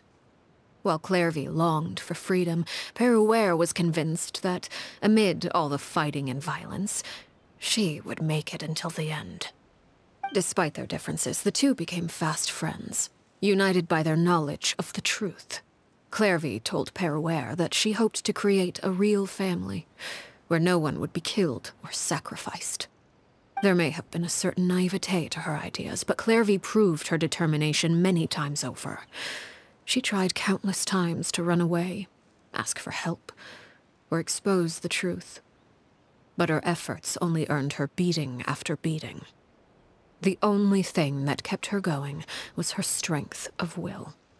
Even with her body racked with pain, she would still stand on her tiptoes and open the window at night.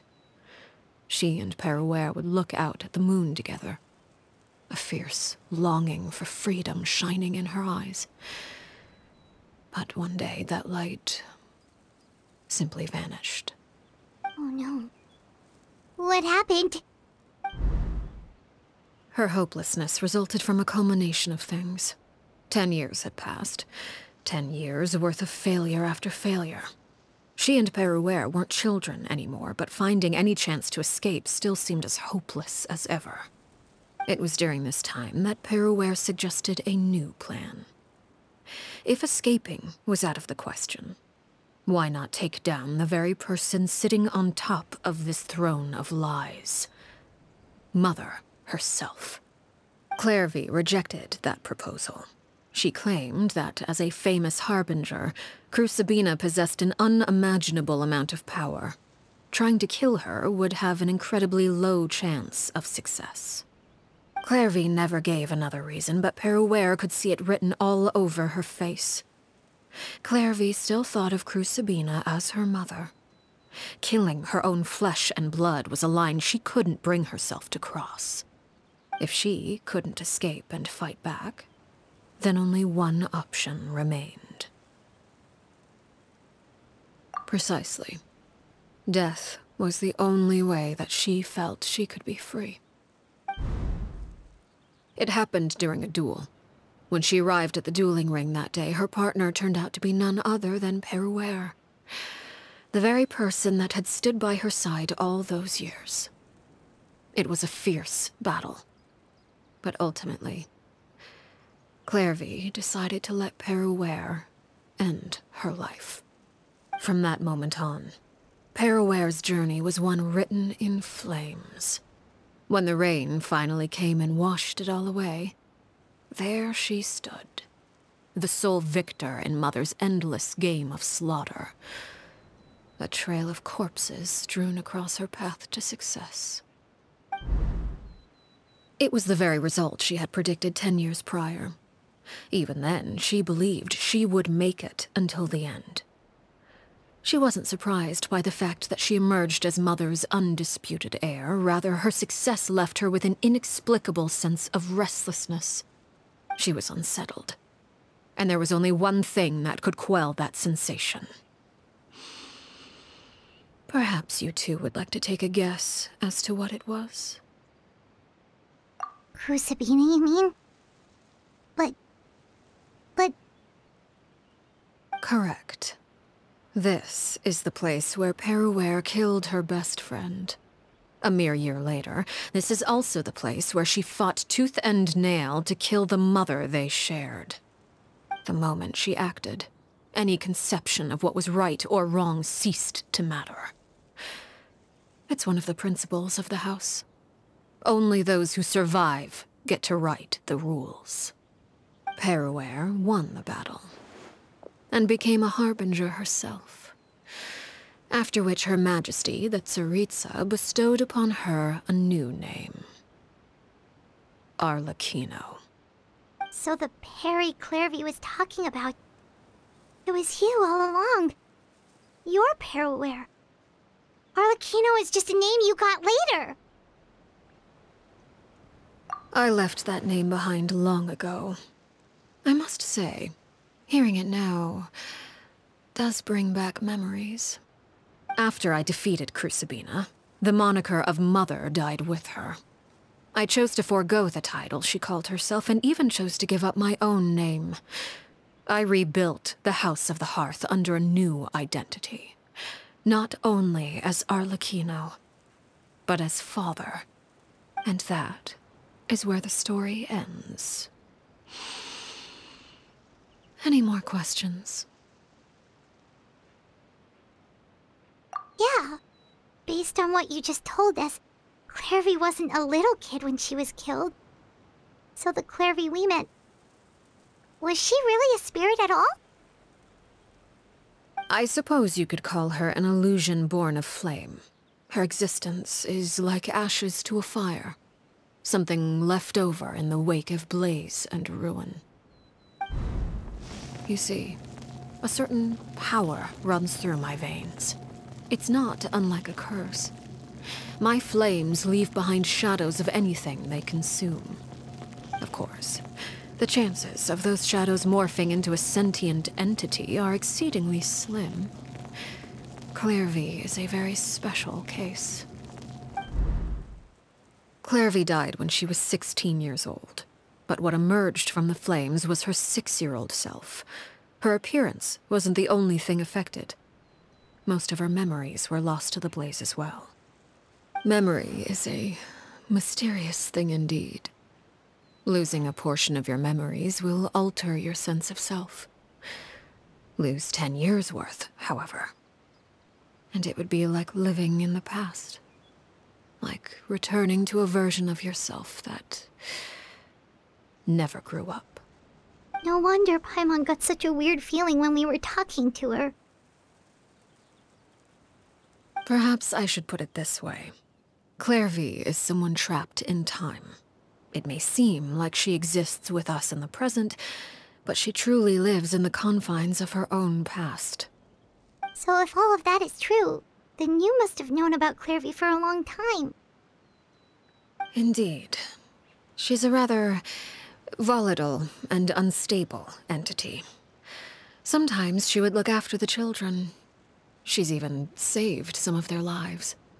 But other times, she would hide from me and become obsessed with revealing the truth about the house to anyone who will listen. Shadows don't have the capacity to learn or grow. Any new information they encounter is quickly forgotten over time. Your attempts to expose Clairvy to sunlight. They failed, yes? The reason is actually quite simple. In Clairvy's mind, the house is impossible to escape, and it is this very perception that traps her there. But no matter. All I have to do is kill her again, and all will be resolved. I don't anticipate so much as a single speck of ash will be left behind this time. Wait! Paimon can understand why you might want her gone, but isn't there another way? So what if she's trapped in her 6-year-old self? She's still your friend! At least talk to her first! It's too late for that. She broke the rules, and now she must be punished. That goes for Filial and Nantoy as well. She's had quite the effect on them. I hope you understand. The difference between Crucibina and myself lies in our formulation of the rules, not our policy for enforcing them. Upholding the rules without question is a trait we both share, because that is how a household should be run. Is this really what you want to do? Whatever could you mean? Don't you want to say a proper goodbye at least?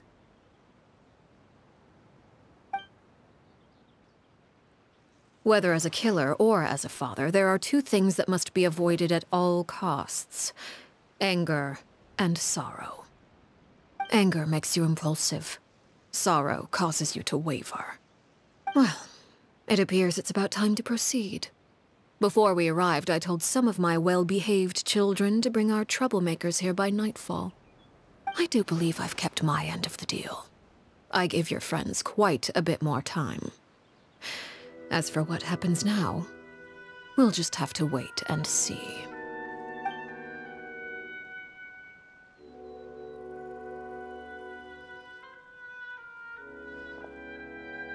Here they are, Father. You gonna execute him? Seeing something like that would actually be a first for me. Lenny! I'm sorry. I heard about how you helped buy us more time. But I still failed. I couldn't find a way to fulfill her wish. Huh? Are you... Perry? Indeed, it's been a while, Clairvy. Perry! Shh, stay right there. I'm sorry to postpone our reunion, but first I believe certain scores need settling.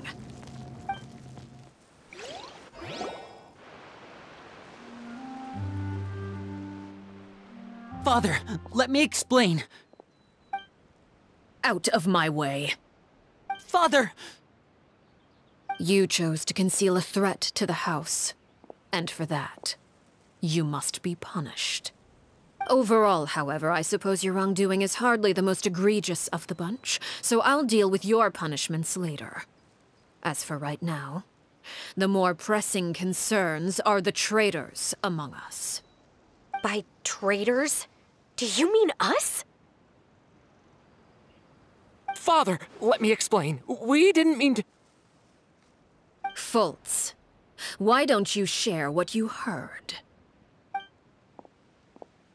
Yes, Father. Secret Midnight Meeting number 3. Participants, Filial, Nantoi, Sato, Toddy. Nantoi clearly said, if only Father wasn't the one who took us in. Sato added, I'm sick of this life. I just want to live as a normal person. Filial was the worst of them all.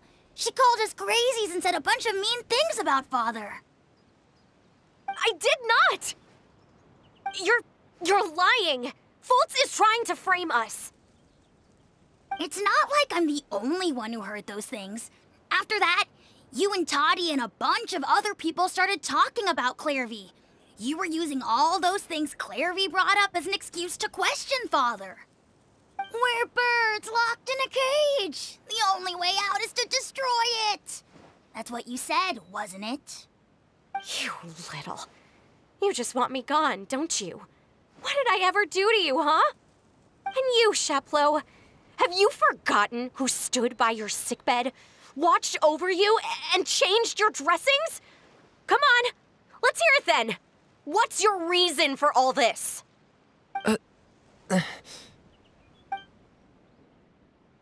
You're wrong, Filial.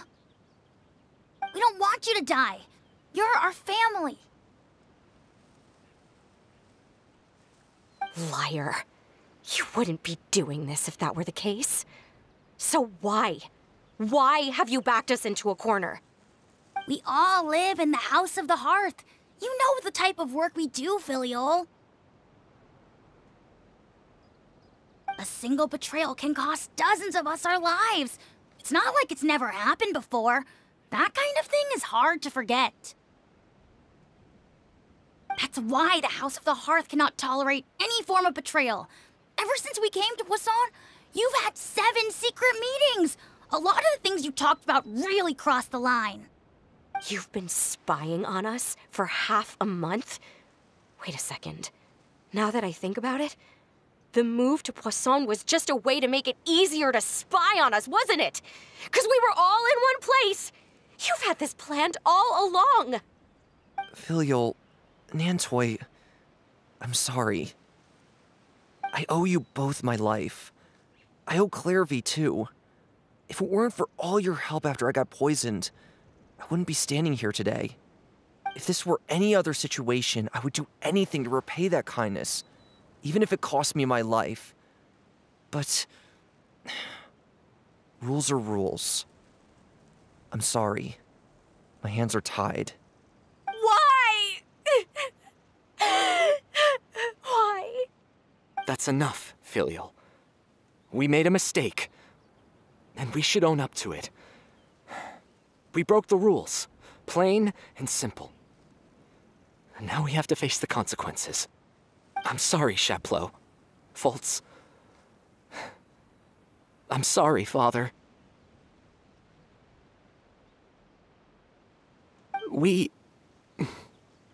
accept our punishment. Chapleau, according to the rules of the House of the Hearth, how should these traitors be punished? All those who betray the house pay with their lives. And so it shall be.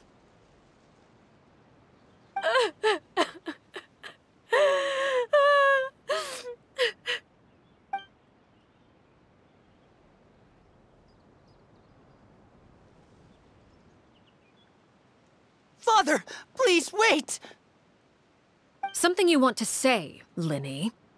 Please reconsider, Father. What Filial and the others did, does it really count as betrayal? We all come from broken families. From the very first day we joined the House of the Hearth, we wanted nothing more than to make it a real home. But the truth is, none of us know what a real home should look like. I'm not saying I have all the answers. All I know is this. Killing Filial and the others may uphold the rules, but doing so will only bring us further away from being a real family than we've ever been. So please, Father, please reconsider. I agree with Linny. Father, please. Linny, you...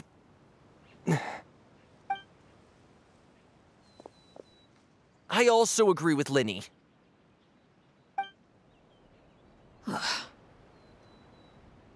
An order once given cannot be rescinded. However, given the extent of your determination, I suppose we shall have to go about this a different way. Draw your weapons and face me. Our weapons? Father, are you referring to a duel? Precisely. The rules of the house will not be altered. Traitors must be punished. However, resolving disputes with a duel is also one of our rules, one that also applies to me. Demonstrate a sufficient showing of strength, and I shall offer a concession. Wait. Beat Father in a duel? Impossible. Father is way too strong, even for Linny.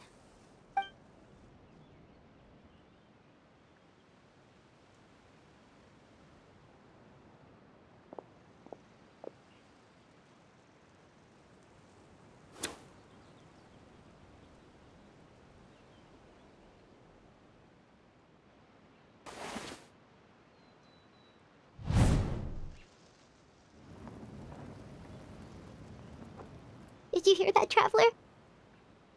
Lenny and the others have to duel the Knave. What should we do? Can they really win something like that? If they lose, those people from the house are really gonna be executed. Hey, are you listening?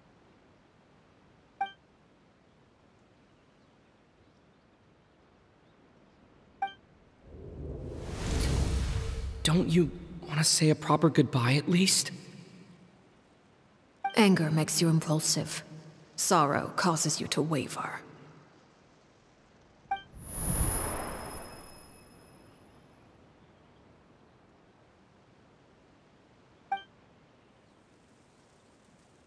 Oh, looking at that expression on her face, she seems really serious about this. Guess that means there's no chance she's throwing the duel on purpose.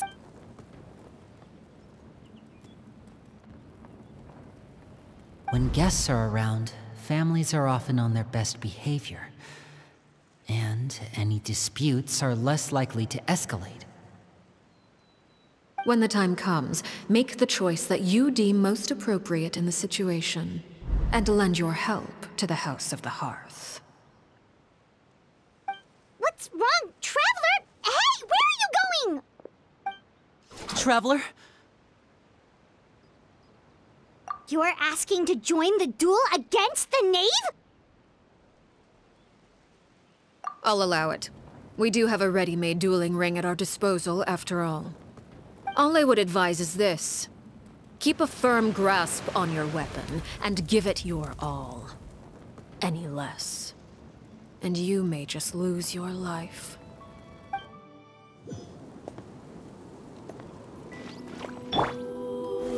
Stabilize!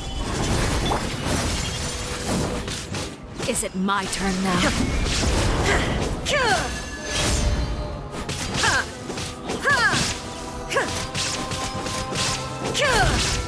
Now's our chance!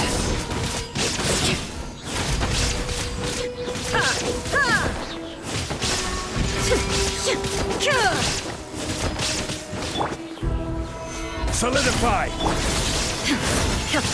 Is it my turn now? With these rising flames! Over here!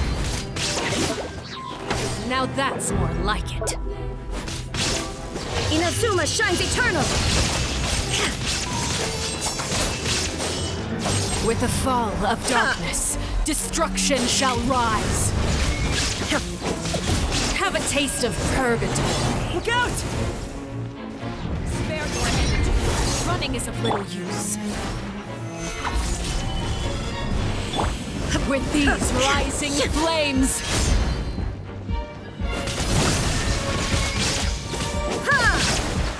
Is it my turn now? And voila!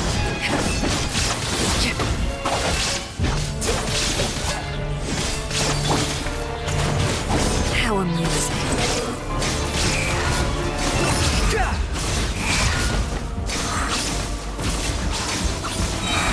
Not Bow bad. your head! You've proven to be Over a worthy here. opponent after all.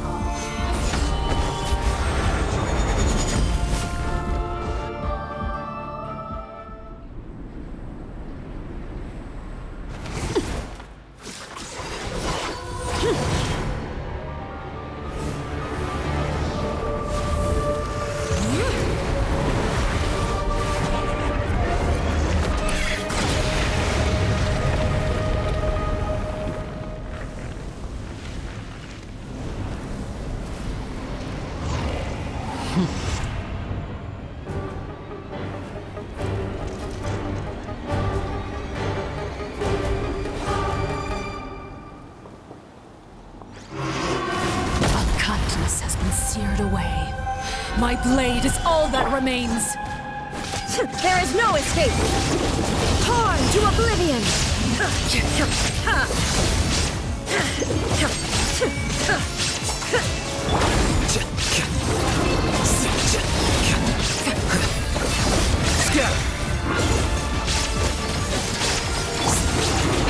That's fork. You're dead. How amusing. Stabilize!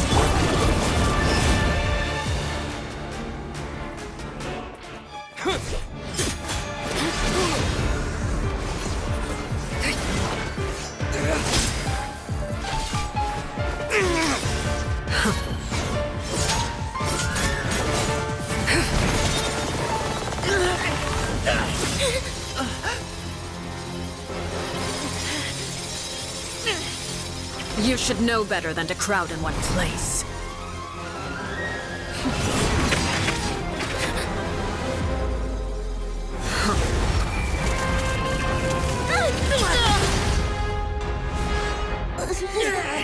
Oh, I know. No! I'm sorry, Father!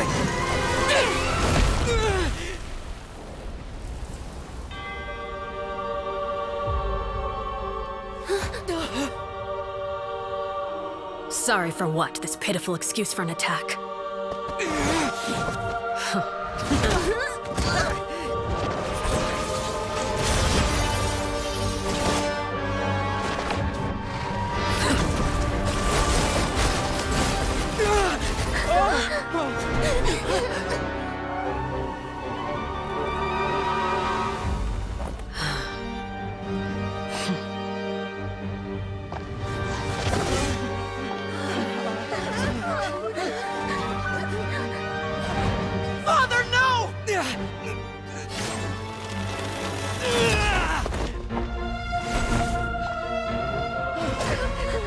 Made it out, did you?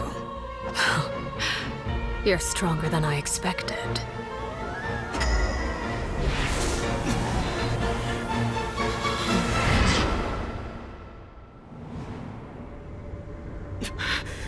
A crimson moon?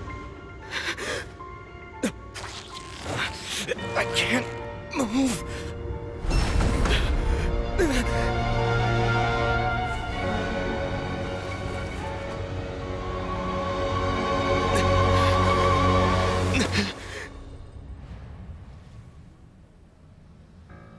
Still, not strong enough to beat me.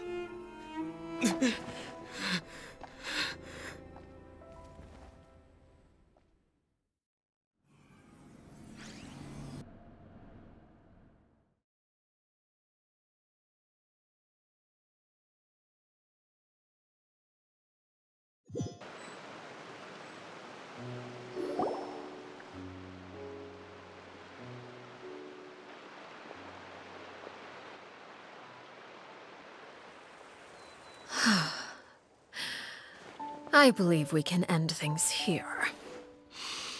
It's not often that we get to enjoy the company of guests, after all. We wouldn't want things to get too out of hand. Brother, are you all right? Linny! Given that I am the victor of this duel, as agreed, the punishment stands. No! I never thought things would end like this. However, everyone involved in the duel demonstrated a remarkable level of strength and determination. In light of this, I'm prepared to change the method of execution. Elwar, the bottled flames I gave you for safekeeping. Do you still have them? Yes? I wasn't sure what they were for, but I've kept them super safe. I didn't lose a single one. Wonderful. Then, in just a moment, I'll have you administer them. Bottled flames? Indeed.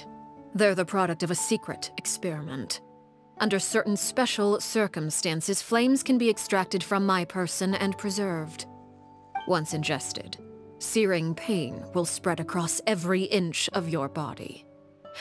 No harm will come to you physically, but your memories will be burned away.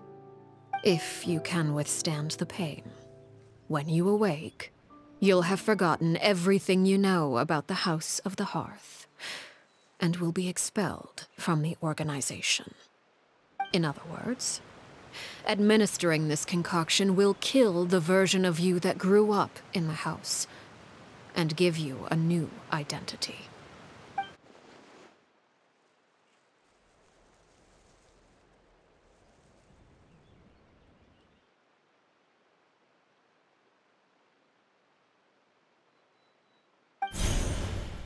Memory is a mysterious thing indeed. Losing a portion of your memories will alter your sense of self.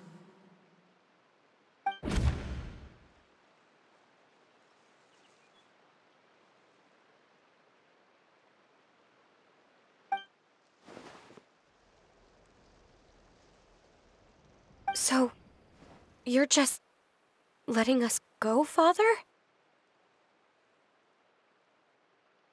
You misunderstand. Memories are extremely important. Once consumed by flame, the version of you standing before me will die, and our secrets will die with you. So no, I don't intend to just let you go, because the person who survives will be nothing but a stranger. Even so, I won't have to live in fear anymore. I'm sorry, Father. I'm sorry I let you down, but I really... Don't cry, Filial. You haven't left the house yet, so there are still rules to be followed, yes? Remember what I taught you. Anger makes you impulsive, sorrow causes you to waver. Don't let yourself be controlled by your emotions. Of course. I'll remember. Dry your tears, and go pursue the life you really want. Yes, Father. Chaplot, Foltz, Elwar. Take them back to Poisson. And bring Lenny and the others as well. I prepared 3 extra vials of bottled flames. As for whether to take them, the choice is yours. Goodbye, children. The next time we meet, I will no longer be your father. Thank you for all you've done for the house. I hope you have bright futures ahead of you.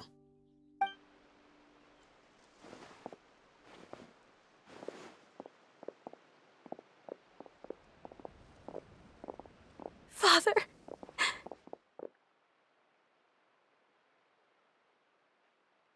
Let's go.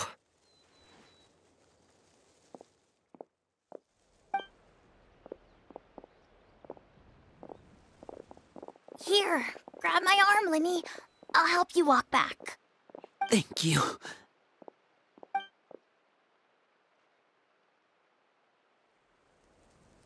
Clairvy.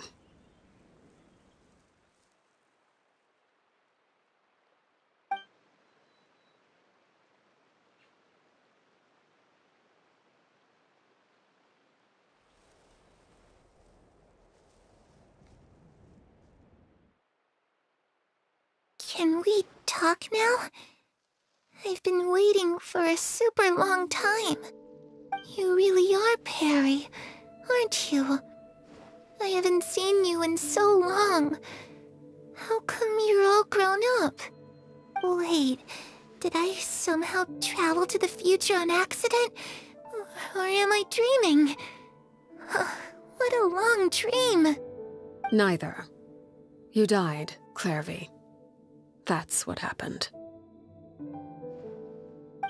You could have at least sugarcoated it a little. Look, she's so speechless.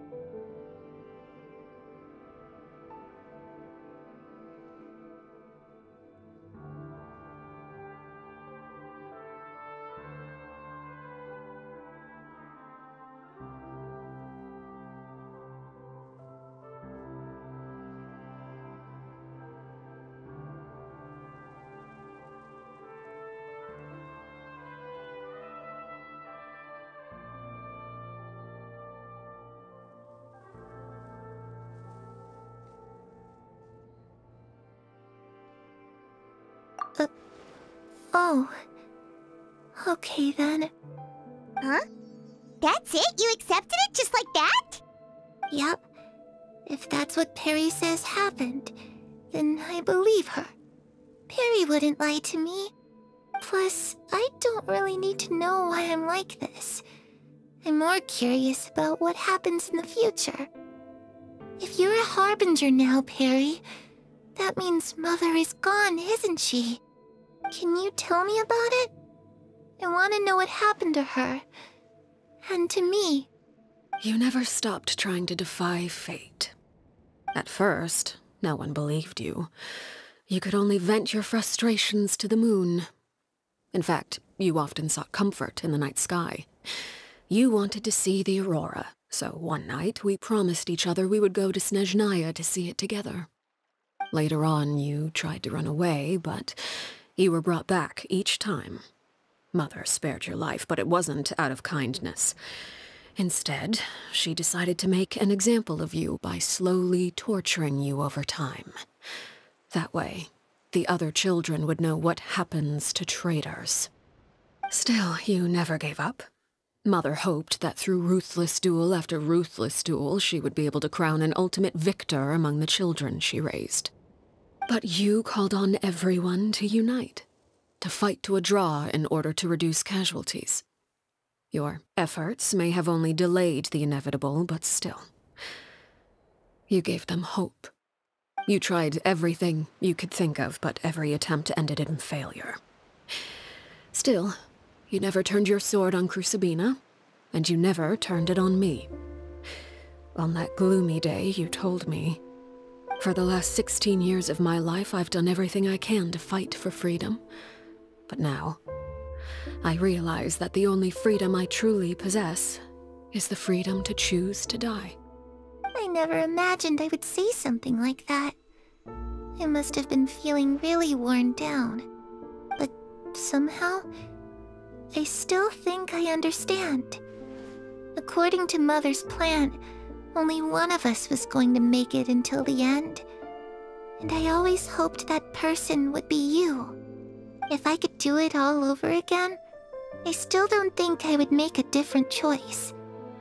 Even when I first met you, I knew you'd be able to do what I couldn't. Is that so? Even now, I'm not sure I truly understand what kind of freedom you are trying to pursue. But as the head of the House of the Hearth, and as the children's father, I've tried to give them the most basic of freedoms. The freedom to choose their own fate. It's something I discussed with the Iudex of Fontaine. The children who want to leave the house will have their memories wiped clean of all secrets pertaining to the organization. In return, they will be allowed to live a normal life in Fontaine without being prosecuted for their past. Of course, I won't simply hand freedom to them on a silver platter. They have to fight for it and prove themselves worthy of it. Only freedom that is earned has true value. That's more than enough. That's exactly the kind of life I was fighting for.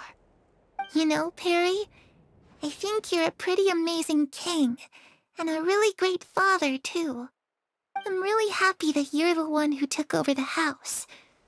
I guess I do have one regret, though. I still haven't seen the outside world.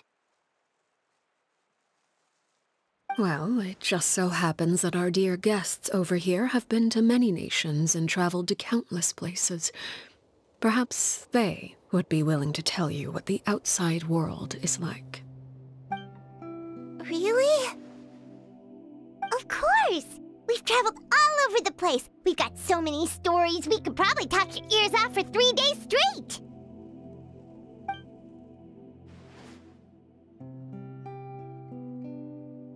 You know, I used to dream of being a bard. Playing the lute while singing into the winds of freedom. Even if there was no one there to listen, I would have continued to sing no matter what. Ah, that's where Mora comes from. I never knew that before. If I had some Mora, I would buy 3 new dresses. One for me, one for Perry, and one for Mother. It's just too bad Perry doesn't like wearing dresses. And Mother, well, she probably wouldn't accept something like that either. I guess I'd just have to keep them all for me then. I could wear a different one every day.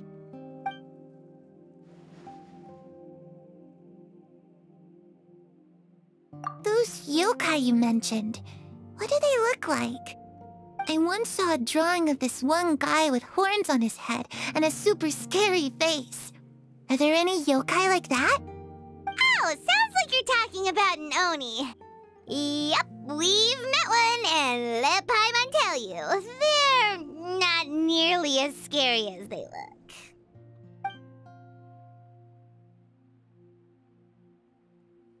I was always too afraid to skip Mother's fighting lessons. But at the academia, I bet you could do all sorts of secret things in class. Things that have nothing to do with studying. I'm just kidding. Being able to study whatever you want without having to fear for your life actually sounds pretty great.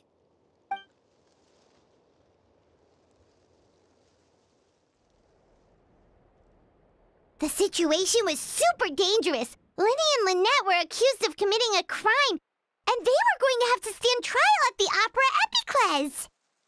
Oh no! That must have been hard for all of you. What happened next? Don't worry, we were able to turn the situation around super quickly. All thanks to Detective Paimon, of course.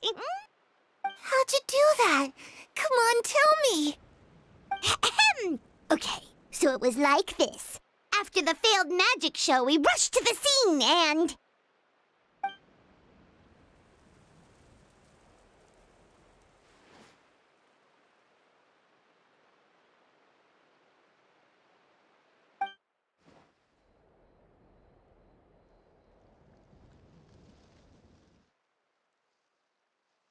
Shadows don't have the capacity to learn or grow. Any new information they encounter is quickly forgotten over time.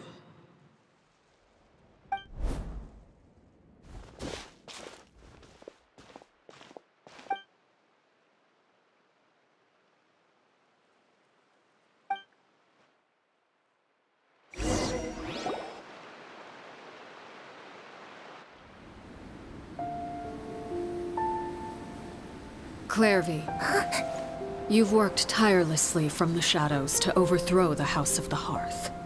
Now, by my authority as the Knave, I shall announce how this matter ends. You are hereby expelled from the House of the Hearth. You are no longer tied to this place, nor are you bound by its rules. You're saying that I can finally leave? I get to experience the outside world as well? Oh, I almost forgot. There's no getting older for me. Still, seeing who you grew up to be makes me really happy, Parallel. Take care of yourself. Goodbye. May we meet again someday.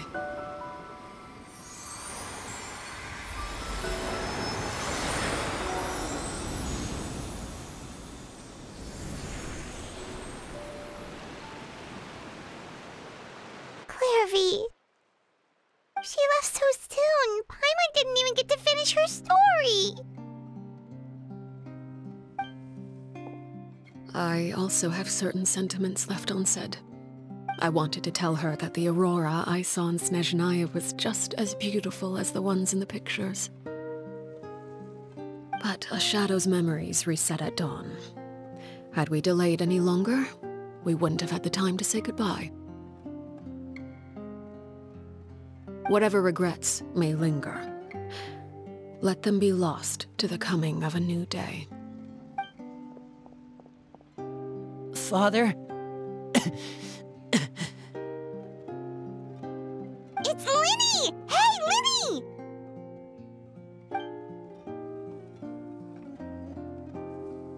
What is he doing back here? Let's go check it out.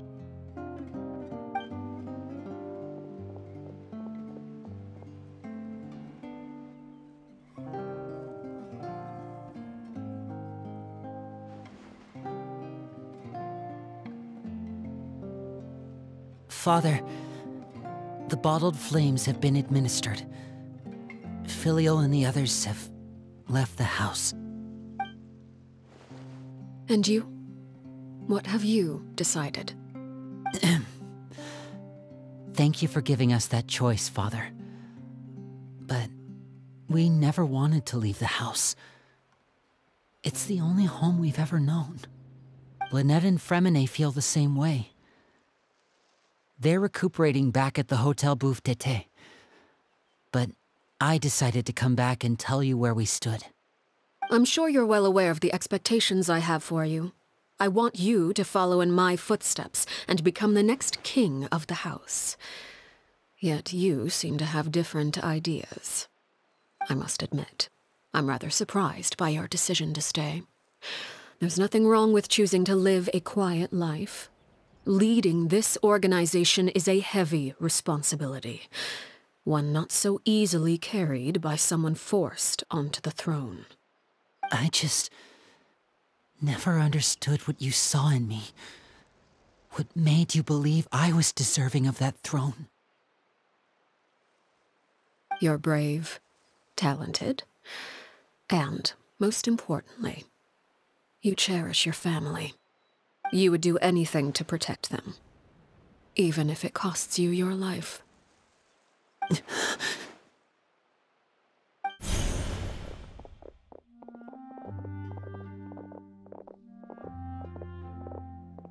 Speaking up back there was so brave of you, Linny. It's all thanks to you that we were able to convince Father to back down. You're a hero, Linny. Hero? Father is the real hero. Had Father gone all out during the duel, there's no way I would have walked away with my life.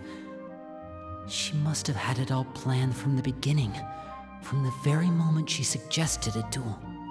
I'm not deserving of that title.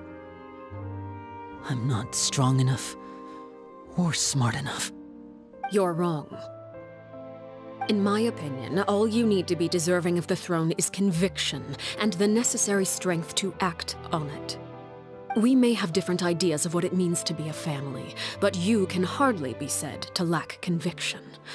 What you truly lack is strength. For someone of your talent, though, that's something that will come with time.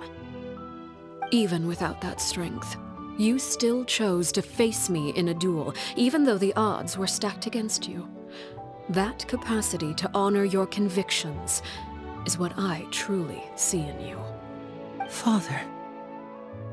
No one knows what the future holds, what tragedy or triumph may be in store. Being at the head of this organization requires the strength of will to face whatever comes.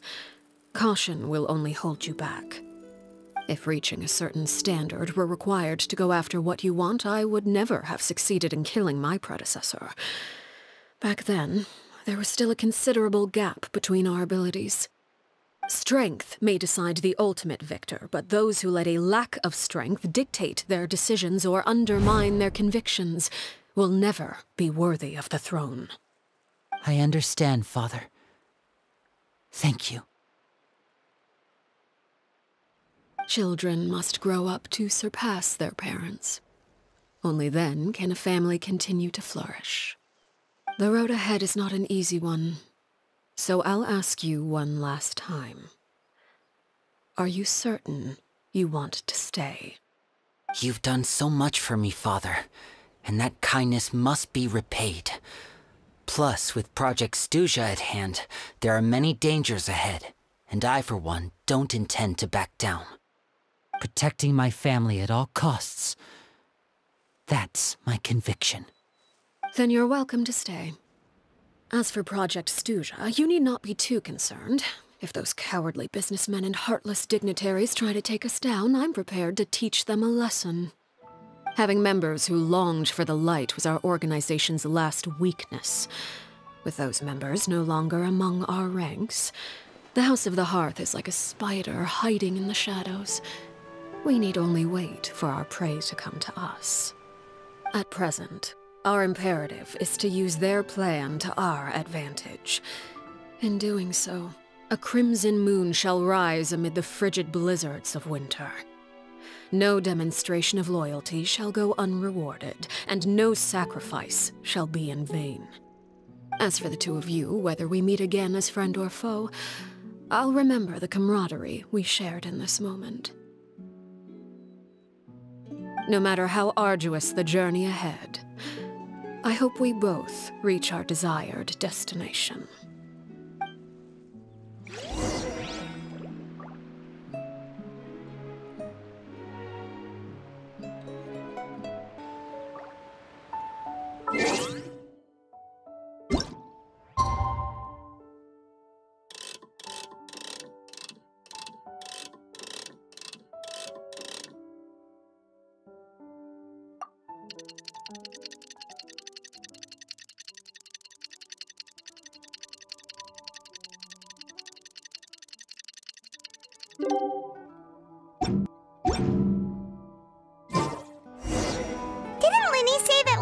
Fremine were recovering at the Hotel Bouffe d'été? Oh, Paimon wonders how they're doing. Maybe we should go check on them.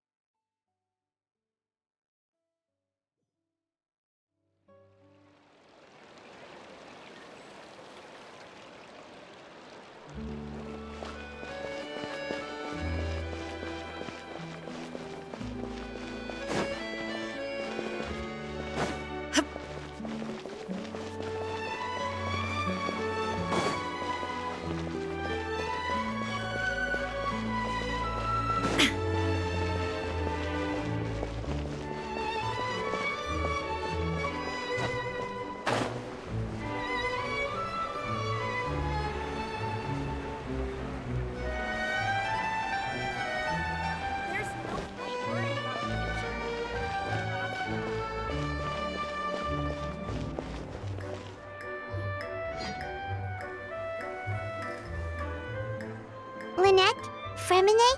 How are you feeling? Much better. Whew, what a relief!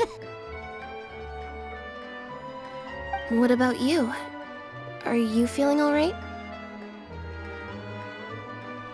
I knew you'd come out unscathed. Us, on the other hand, well, we've been bedridden for 2 days. I couldn't even turn over. Oh, and I wanted to ask, is Clairvy gone? Linny and the other members have left Poisson and returned to the House of the Hearth. According to him, there haven't been any more sightings of a spirit roaming the house. I see. I'm glad.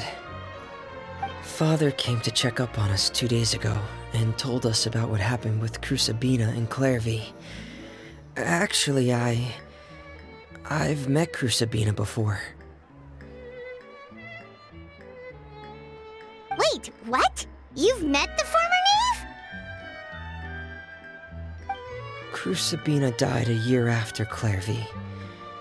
It was during the year between their deaths that I joined the House of the Hearth. Crucibina had an extremely cruel and radical way of doing things. While she was alive, the atmosphere in the house was suffocating. When I joined, though, the experiment she valued so much had already come to an end, and all the people involved, dead and injured alike, were gone. Crucibina never talked about the past with us newcomers. A couple of months after I joined, Father killed Crucibina and burned all her files. With that, the names of all the people subjected to her experiments, Clairvy included, were lost to the flames, along with the painful memories they represented. Father took in Lenny and me a couple months after that, but she never mentioned anything about Crucibina or Clairvy. It really seems like something she was planning to keep to herself. The last time you talked to her, did she mention why she kept it a secret for so long? She said she didn't want us to be affected by the darkness of the past. She was worried we'd develop a false sense of gratitude towards her if we knew about it. The foundation of a family should be free of any corrupting influence. Whatever happened in the past, it has nothing to do with who we are now. And that's what Father told us in the end. But I still thanked her for everything. It was only after hearing about what Crucibina did that I finally realized how insignificant our lives could have been. The members of the house meant nothing to her. To say that she valued them in any way, even just as a tool, would probably be giving her too much credit. If Father hadn't taken over the House of the Hearth, I probably would have already... Father rarely brings up the fact that she saved us. She doesn't believe that being indebted to her should be what ties us together. But even if we didn't owe her anything, we would still choose to stay. Because this is our home. We may have arguments or times when we feel wronged. Some people may even choose to leave. But as long as Father is here, we will always have a home. Whether the path before us is bathed in sunlight or shrouded in shadow, we'll follow Father wherever she chooses to go. So I wanted to say thank you for helping us make it through this crisis. Without your help, we could have lost a lot more along the way. Oh, we didn't do anything, really. Of course. You're welcome anytime. Are Filial and Nantoy okay? I actually saw them at a cafe this morning. They didn't recognize me. From what I could tell, they were drinking coffee and talking about one of the operas that started running recently. They seemed happy. If I had to take a guess, I would say they finally found the kind of life they always wished for.